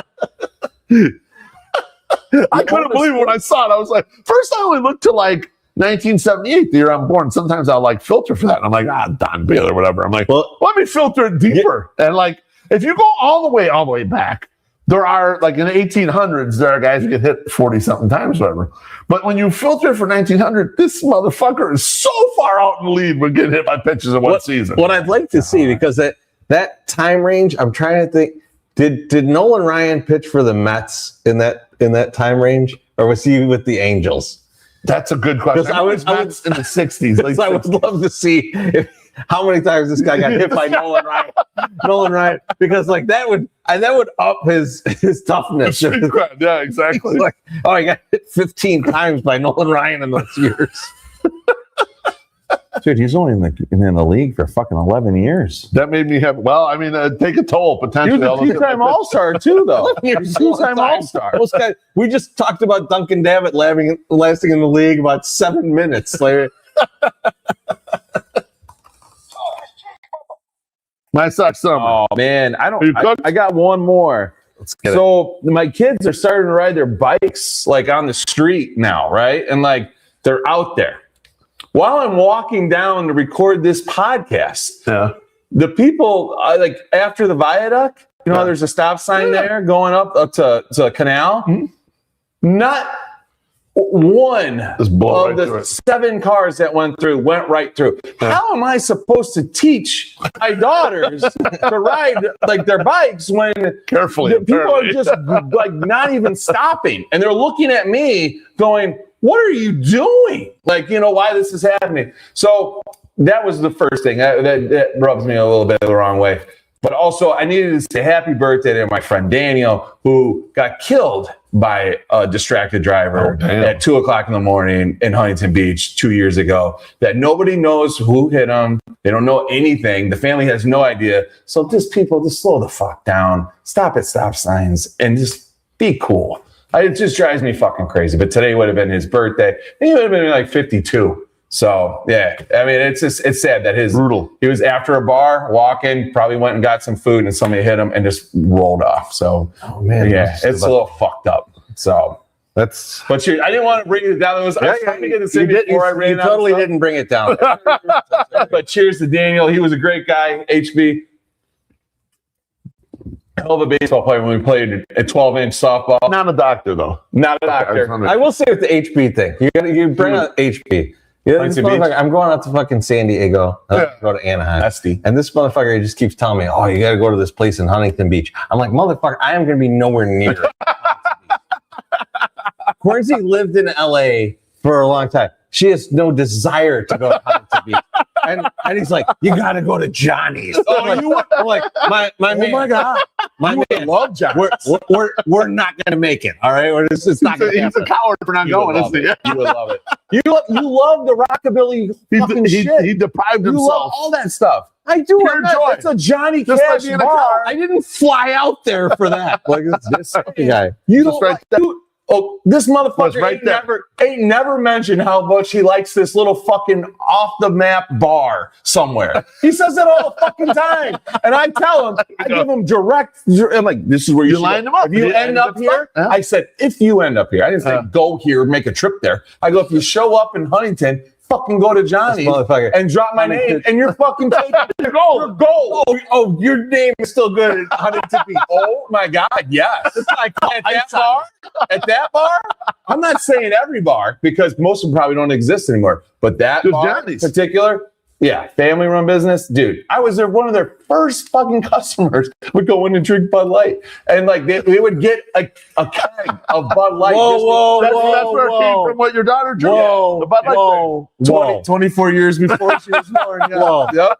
She knew. I thought you weren't a Bud Light guy. I was. I think because I feel like I saw a picture that depicted you as a Bud Light guy. as a Bud Light And you guy. denied it. You And you were denied like, it. I'm not a Bud Light guy. My liar summer. That's I said I don't drink Bud Light anymore. He is the fakest. He is the fake. I You know thought it was what's funny? you, but you know what? It's him. You're right. He's the fake. The taste of Bud Light on the West Coast is different than it is in the Midwest, and I'm not even lying. I'm not even lying. It tastes way different out there. It's much sweeter.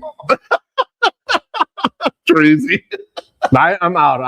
You're out? Oh, you're out? Okay, Yeah. then. All right. Well, I feel good then that I would ran out at the same time as Sheree. Oh, we still got 13 minutes. Okay, I got some more shit. That's fine. We have more than 13 minutes. We have all the time in the world. Oh, we got to go at least 3 hours. No? Yeah. It's like a 3 3 hour. hours seems a little. Oh, I see that 3 hour story. We show. got to get into that Yeah, story. no, we definitely have to get into this. Let me put the image up here because it doesn't do justice without the image. I mean, this story came through. I couldn't believe it. The Tulsa Drillers, it's a AA affiliate of the Dodgers, are planning to suspend their bat dog program after their former first-round pick Kendall George suffered a patella tendon injury jumping out of the way of the bat dog. I don't have the video lined up. I do just have the picture of the dog saying it's suspended. Did it? The video jump? The video. He doesn't jump. He kind of like side jumps out of the way and somehow gets injured. Here's my question. Freak injury. One, I think it's unanimous. The dog should not be suspended. But Chorizy, you just cut the prospect on the spot. If you can't even like maneuver by a dog and your body just physically falls apart, you should just be out on the street doing something else, not baseball. Yeah. Right? I mean, just get out of here. Well, I mean, it's one of those things where it's just like you can't blame the fucking dog for this. By the way, Okay, now, so you can hear him scream in the video. watching him just like kind of slides aside. It's like, oh, I'm hurt. and then he's screaming about it, and it's like, bro, like that could happen with a regular bat boy, just like, being out there, like you're just sidestep. That should happen in the field. Your shit was already about to go. It's like the dog's fault on this shit. So blaming the dog is some bullshit. The only one who gets And then we got this out there. Give me a break. What the fuck, man? Oh, come on. That's bullshit. That's bullshit. This is the worst blaming of the dog since Brian Greasy. Dude, I haven't seen a guy trying to get hurt like that since Mike Talkman in the outfield last year. Or running onto the field for the Mets this year. Please sit me on the bench. Put me on the IL, motherfucker. Mike, you can't catch the ball. I'm going for it. Just chuck right into the wall. Yeah, no, that was bullshit. We're going to put you on the same Also- training regimen as Luis Robert. You're never going to play. It's a drill. It's a Dodgers affiliate team. Fuck them. They got a lot of prospects. You only have one dog. Also, Keep the dog. when they talked about this guy, they're like, former top prospect. I was like, so not anymore. This shit was already over. You're playing on your hands here, sir. Let's go. The guys are probably like, Keep him on the insurance, but yeah, you can sue the dog. Sue the dog. Oh, I can't believe it. I can't believe Ian Esker just trying to blame the handler for the injury hit right here. He's putting on the dog and the handler. That's it. You know what? When I was asking for inside scoops from the future Sox guys, That's not what you want. I didn't want you outing a handler trying to ruin his life. All right. Right. Did he also fire the handler and the dog? And then he told the dog, your fish head wife doesn't have hands like you. How are the love cannons on that dog? All right, next up, boys. I don't know if you realize this, but the New York Knicks swept the Cleveland Cavaliers in the Eastern Conference Finals on was that? That was on Monday. It's the first time the Knicks have been in the finals since 1999. That team had Larry Johnson, Grandmama, had fucking Latrell Sprewell, obviously Patrick Ewing, aka Patrick Chewing, on it. But when I looked up Anthony Mason. That's no, I think earlier. it's kind of. I think it's past it. Sprewell, very strong hand. But Sprewell played with Ewing? yeah, with the Knicks. But the Knicks swept the Cavs. And one thing I want to look up was because the Western Conference Finals are so strong with San Antonio and then the defending champs OKC. Yeah. I want to look up how many times a conference champ swept their side and then lost the finals. Now, apparently, if you sweep your side, your conference, you're 11-7 in the finals. These 7 teams lost in the NBA championship after sweeping the conference finals. The 1974 Milwaukee Bucks. No, Now, that's before our time. Yeah. But they had Lou Alcindor, Kareem Abdul-Jabbar, and Oscar Robertson. Yeah. And then up losing to the Boston Celtics. The Boston Celtics. Well, the Celtics were a juggernaut. Fucking juggernaut. Okay. The 1989 LA Lakers. That was like peak magic. They lost to the Bad Boy Pistons. See, that's in the crazy to finals. me still. Right? Like, and I was actually talking about this the other day. I was at the Hamburg Club, having a couple beers with my boy Kaz, and we were talking about basketball, and we were kind of just like both of the mind of like, not that today's basketball is bad or anything. Like, I think it's still a great game, but the version I really love is the very physical, late 80s, early 90s version of basketball. A very slow version of the game. And like, but what we were saying was like, today's is very similar to what was developing in the 80s when you had the Showtime Lakers, when you had all these guys, and then like the Bad Boy Pistons kind of disrupted that and pushed it back to a more physical game, because it got away from the physical game when like they stopped having like the enforcers, like a Kermit Washington, like just, killing Rudy Tomjanovich. Like that kind of went away, and it turned into this more high scoring, kind of like more offensive game. And the Pistons came in and disrupted that. So they slowed the pace down a lot. They just changed. So when I look at this, like on its face, I'm like, how the fuck did those guys lose to the Pistons? But the Pistons were such a change to the game that it makes sense that like a team like that, who's disrupting how basketball even works at that time, could win that. Yeah. I mean, they also had like one of the best backcourts in the history of Isaiah Thomas, incredible. Joe Dumars and Isaiah Thomas, right? Exactly. You're talking respect on Joe Dumars' name. Well, you're talking about Magic Johnson too. Like you're talking about Magic Johnson, one of the greatest players of all time. That is interesting in the way the game ebbs and flows. Now the pace of the game is so fucking fast. Magic Johnson, so quick. But Magic Johnson was just like ahead of his time. He was a 6'7" point guard. Like it was crazy. So this team, you guys all remember, the 1998 Jazz. Karl Malone could fuck himself on that one. The Bulls took it from them. The team that reminds me most of these Knicks, though, is the 2003 Nets. I don't know if you guys remember this team at all. They only won 49 games in the regular season. They had Jason Kidd, Kerry Kittles, Richard Jefferson, Kenyon Martin, Dikembe Mutombo, late stage Dikembe, like kind of the end of his career. And the last couple were actually like terrific teams. The 2013 Spurs, and they ended up beating the Heat the next year for the championship. 2015 Cavs. That was a good team. And that was the team that ended D Rose's like last run at it. Remember the Bulls met them in the semis and went up 2-1 on the bank shot 3? Yeah. And then we were all at the bar at Chi-Sox Bar and Grill when LeBron hit that baseline shot to beat them in game 4 and kind of like send it back. And then the 2019 Warriors, and that was just them running into Kawhi Leonard in Toronto.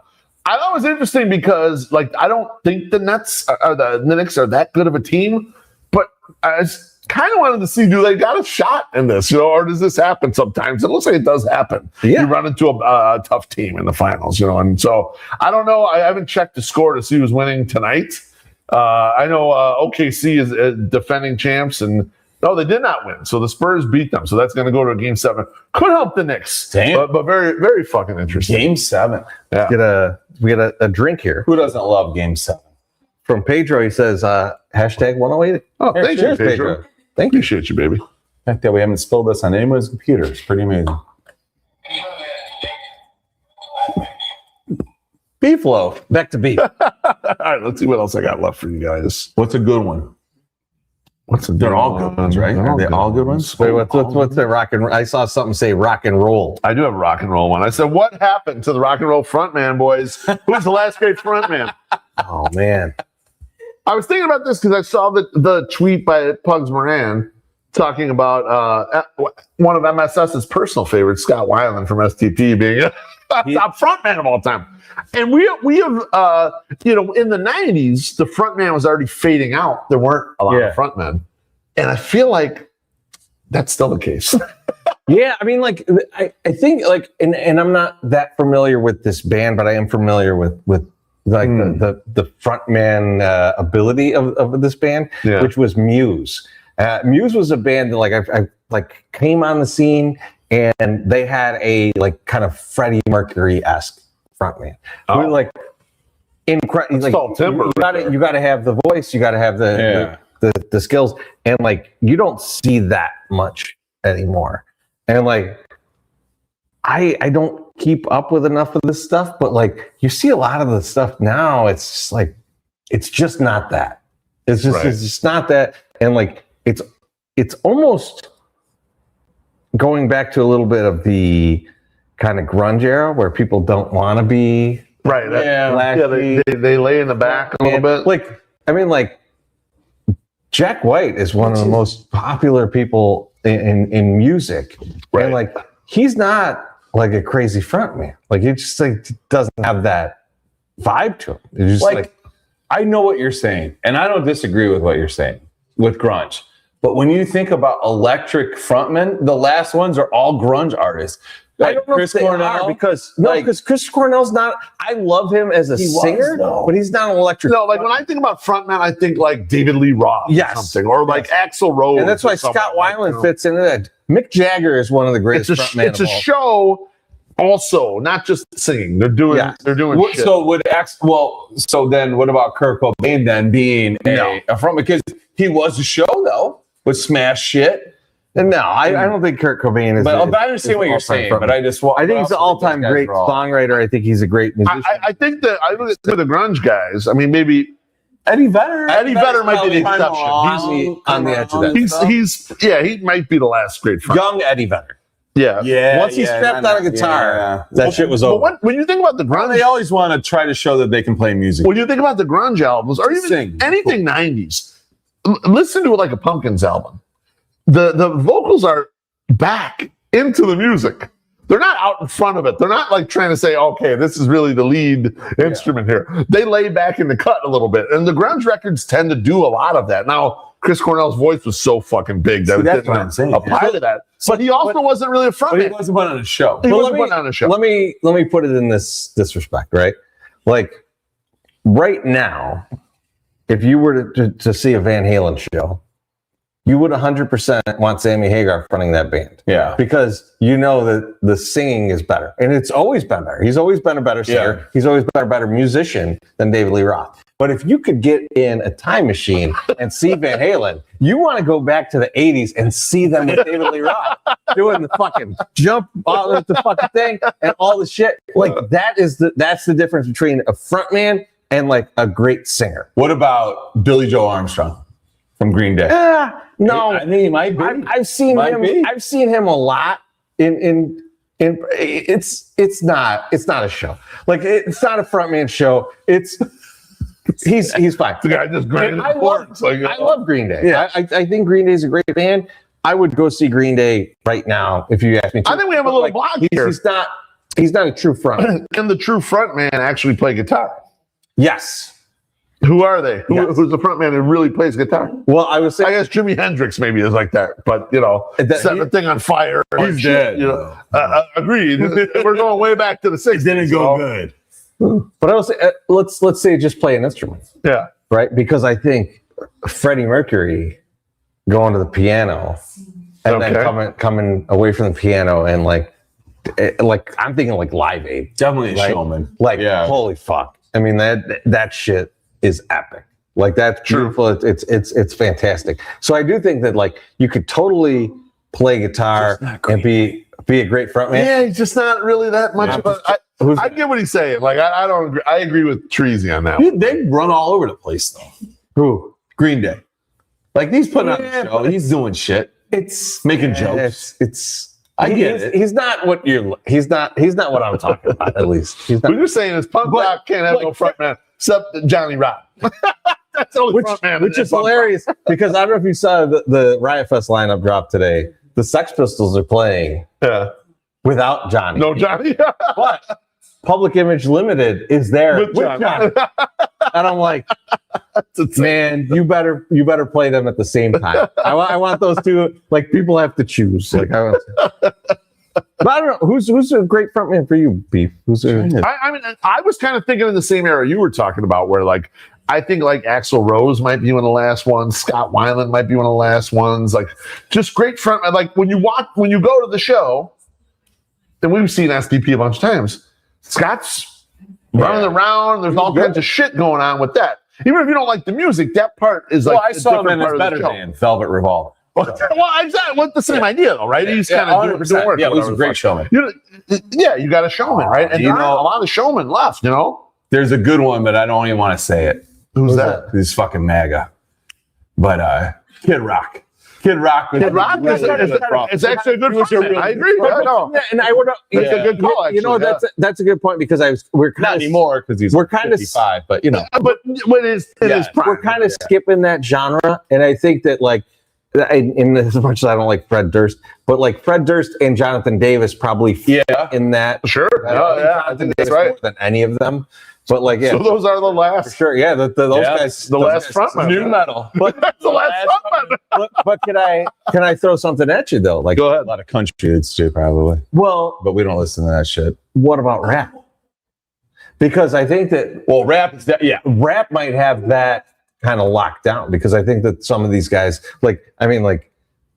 people may or may not like the Kendrick Lamar halftime special, but like he definitely was very much a front man. Yeah, and that's very and like think that rap is very frontman centric. Like there's not much else going on a lot of the time unless you're the Roots. So I think that might be where some of that's captured now. That's where the showmanship and all that stuff. I don't know anything about Travis Scott or anything, but people fucking love that guy. Oh yeah, right. And like, I don't know what to go to. I don't know what the fuck he's doing. People fucking love it. So Southside Jeff T says, "What about me?" I hard disagree with Maynard. Maynard, I love Maynard as a singer. Got rules, man. I think I know where he's going here. I think I know where he's going here. The thing is, Maynard is a great singer, and I've seen him perform many times. But he likes to be on the side of the stage. He likes to hide out. Like I would say, Maynard. His frontmanship is that he's got like a 12-inch dong. Maynard in Perfect Circle is more of a frontman than Maynard in Tool. Yeah. And I think Perfect Circle's a far. Baloney's got Haley Williams. Yeah, I don't know. I don't know Haley Williams. I'm not familiar. We haven't even discussed the front woman, but is she in Paramore? Is Haley Williams in Paramore? No, I think that's right. Yeah. But like women though, like there are a lot of good female, like Joan Jett, like good front woman. Yeah, and there's one with a guitar, but that's also from the old school. Like there's someone who's got a guitar, but she rips. I will say like someone who's at Riot Fest this year that I would say is a great front person, and we've seen them live. Is Ice-T from Body Count? Is Alanis Morissette? Alanis Morissette. Yeah. Okay, I would agree with that. Yeah. Ice-T, that's a good call. Ice-T rap though. Ice-T is a really good hip hop. It's like cross genres a little bit. Those guys though too, like those old school performers understood that it was a show, and I think I think you said it. Like with the grunge, you kind of lost a lot of that. It's like, no, I'm not any more important than this guy. Correct. Like, so it wasn't like that. It was ego back then. Yes, it was understated. And then so now it's like they're just kind of creeping back out. But like, and Maynard fits into the Smashing Pumpkins piece of like my voice is an instrument. Like My Bloody Valentine really kind of like did this. Where the vocals play way back. The vocals are just an instrument in the mix, and like that's different than like what was going on in like the 70s. Take it easy over there. K-Dog says Gwen Stefani. Yeah, I mean, totally definitely. Agree. Speaking of MAGA. Definitely agree there. All right, I have only one last thing. All right. And I thought about blogging this, and maybe I still will blog this, but we hear a lot of this with regards to Chris Getz. We hear the C word a lot. We've been hearing it since he took the job. The C word. That's only from English Sox College. The C word is culture.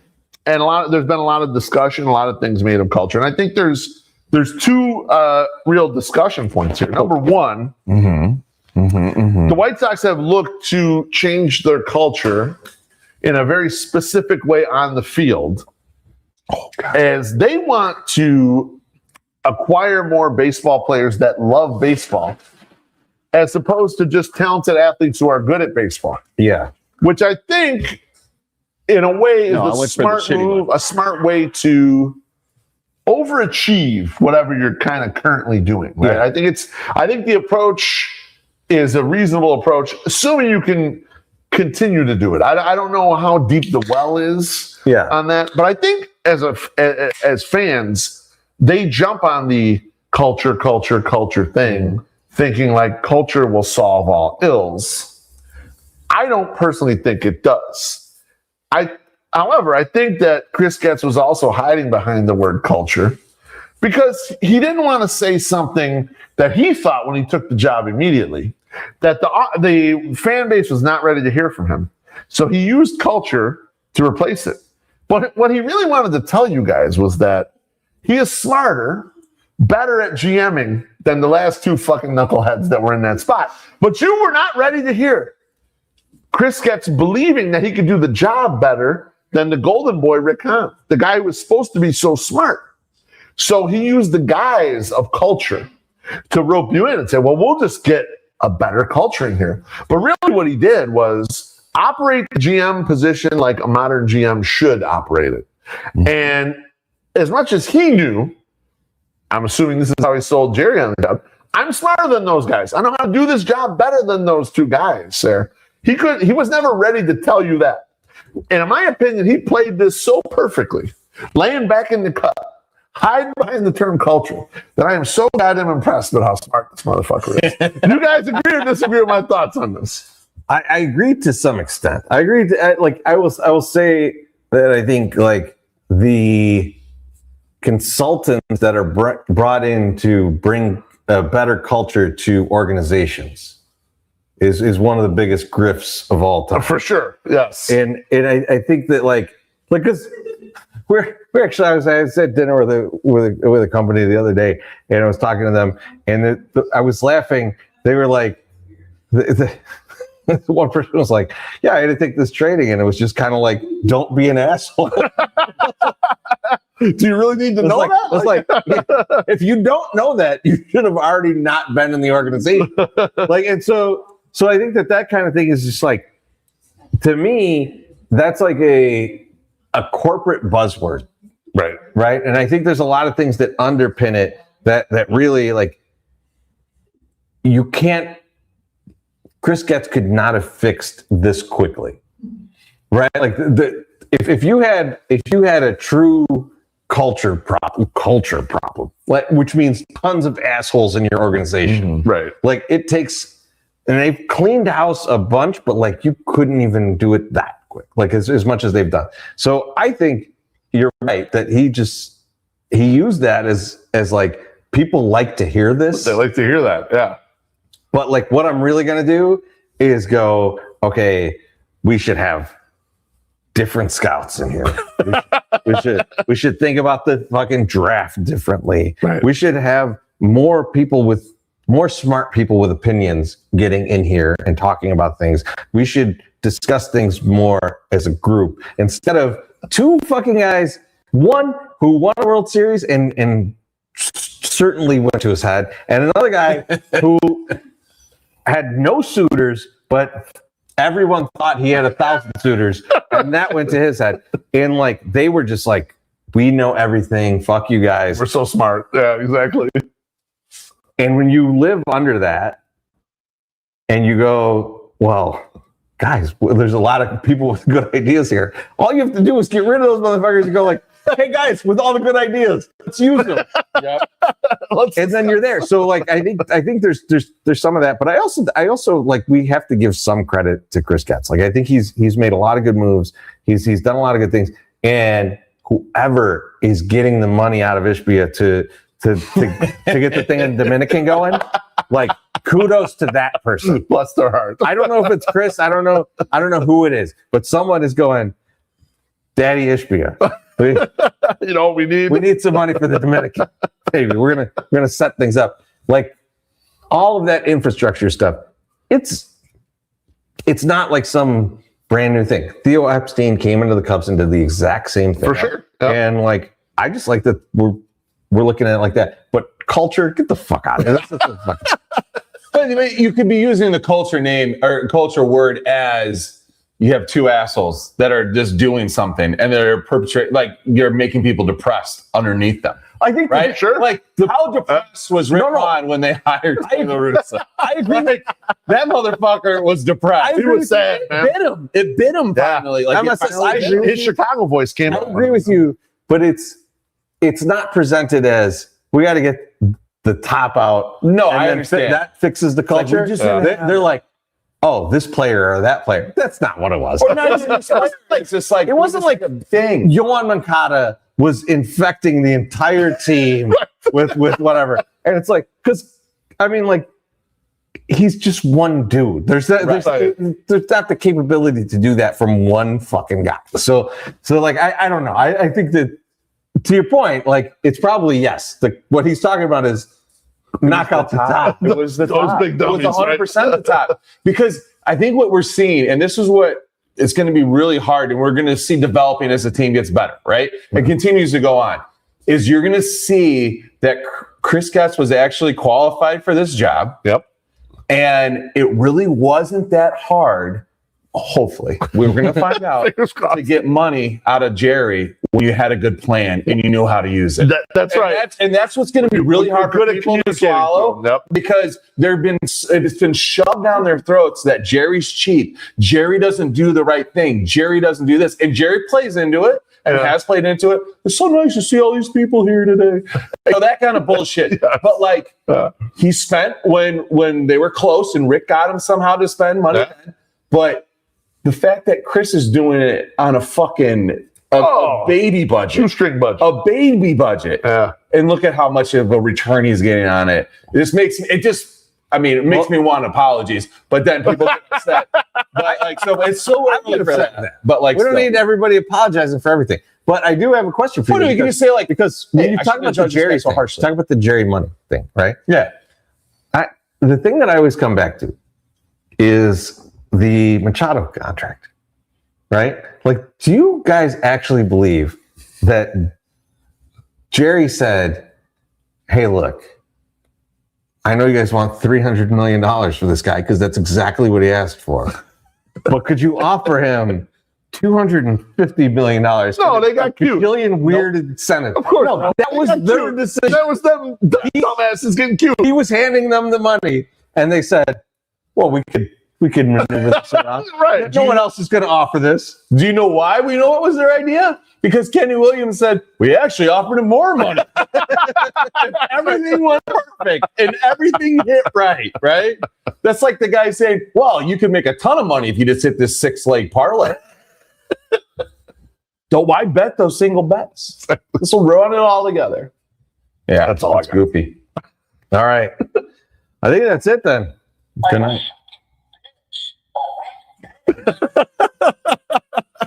No thank yous or GFYs this week. We're just out. Have a good night, everybody.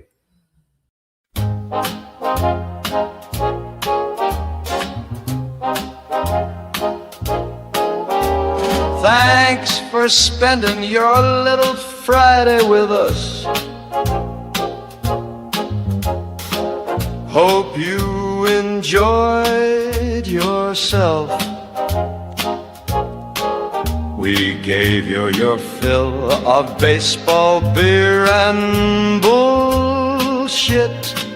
Now it's time for you to go do horny stuff. We'll see you next week. And Daniel. That's adios, motherfucker.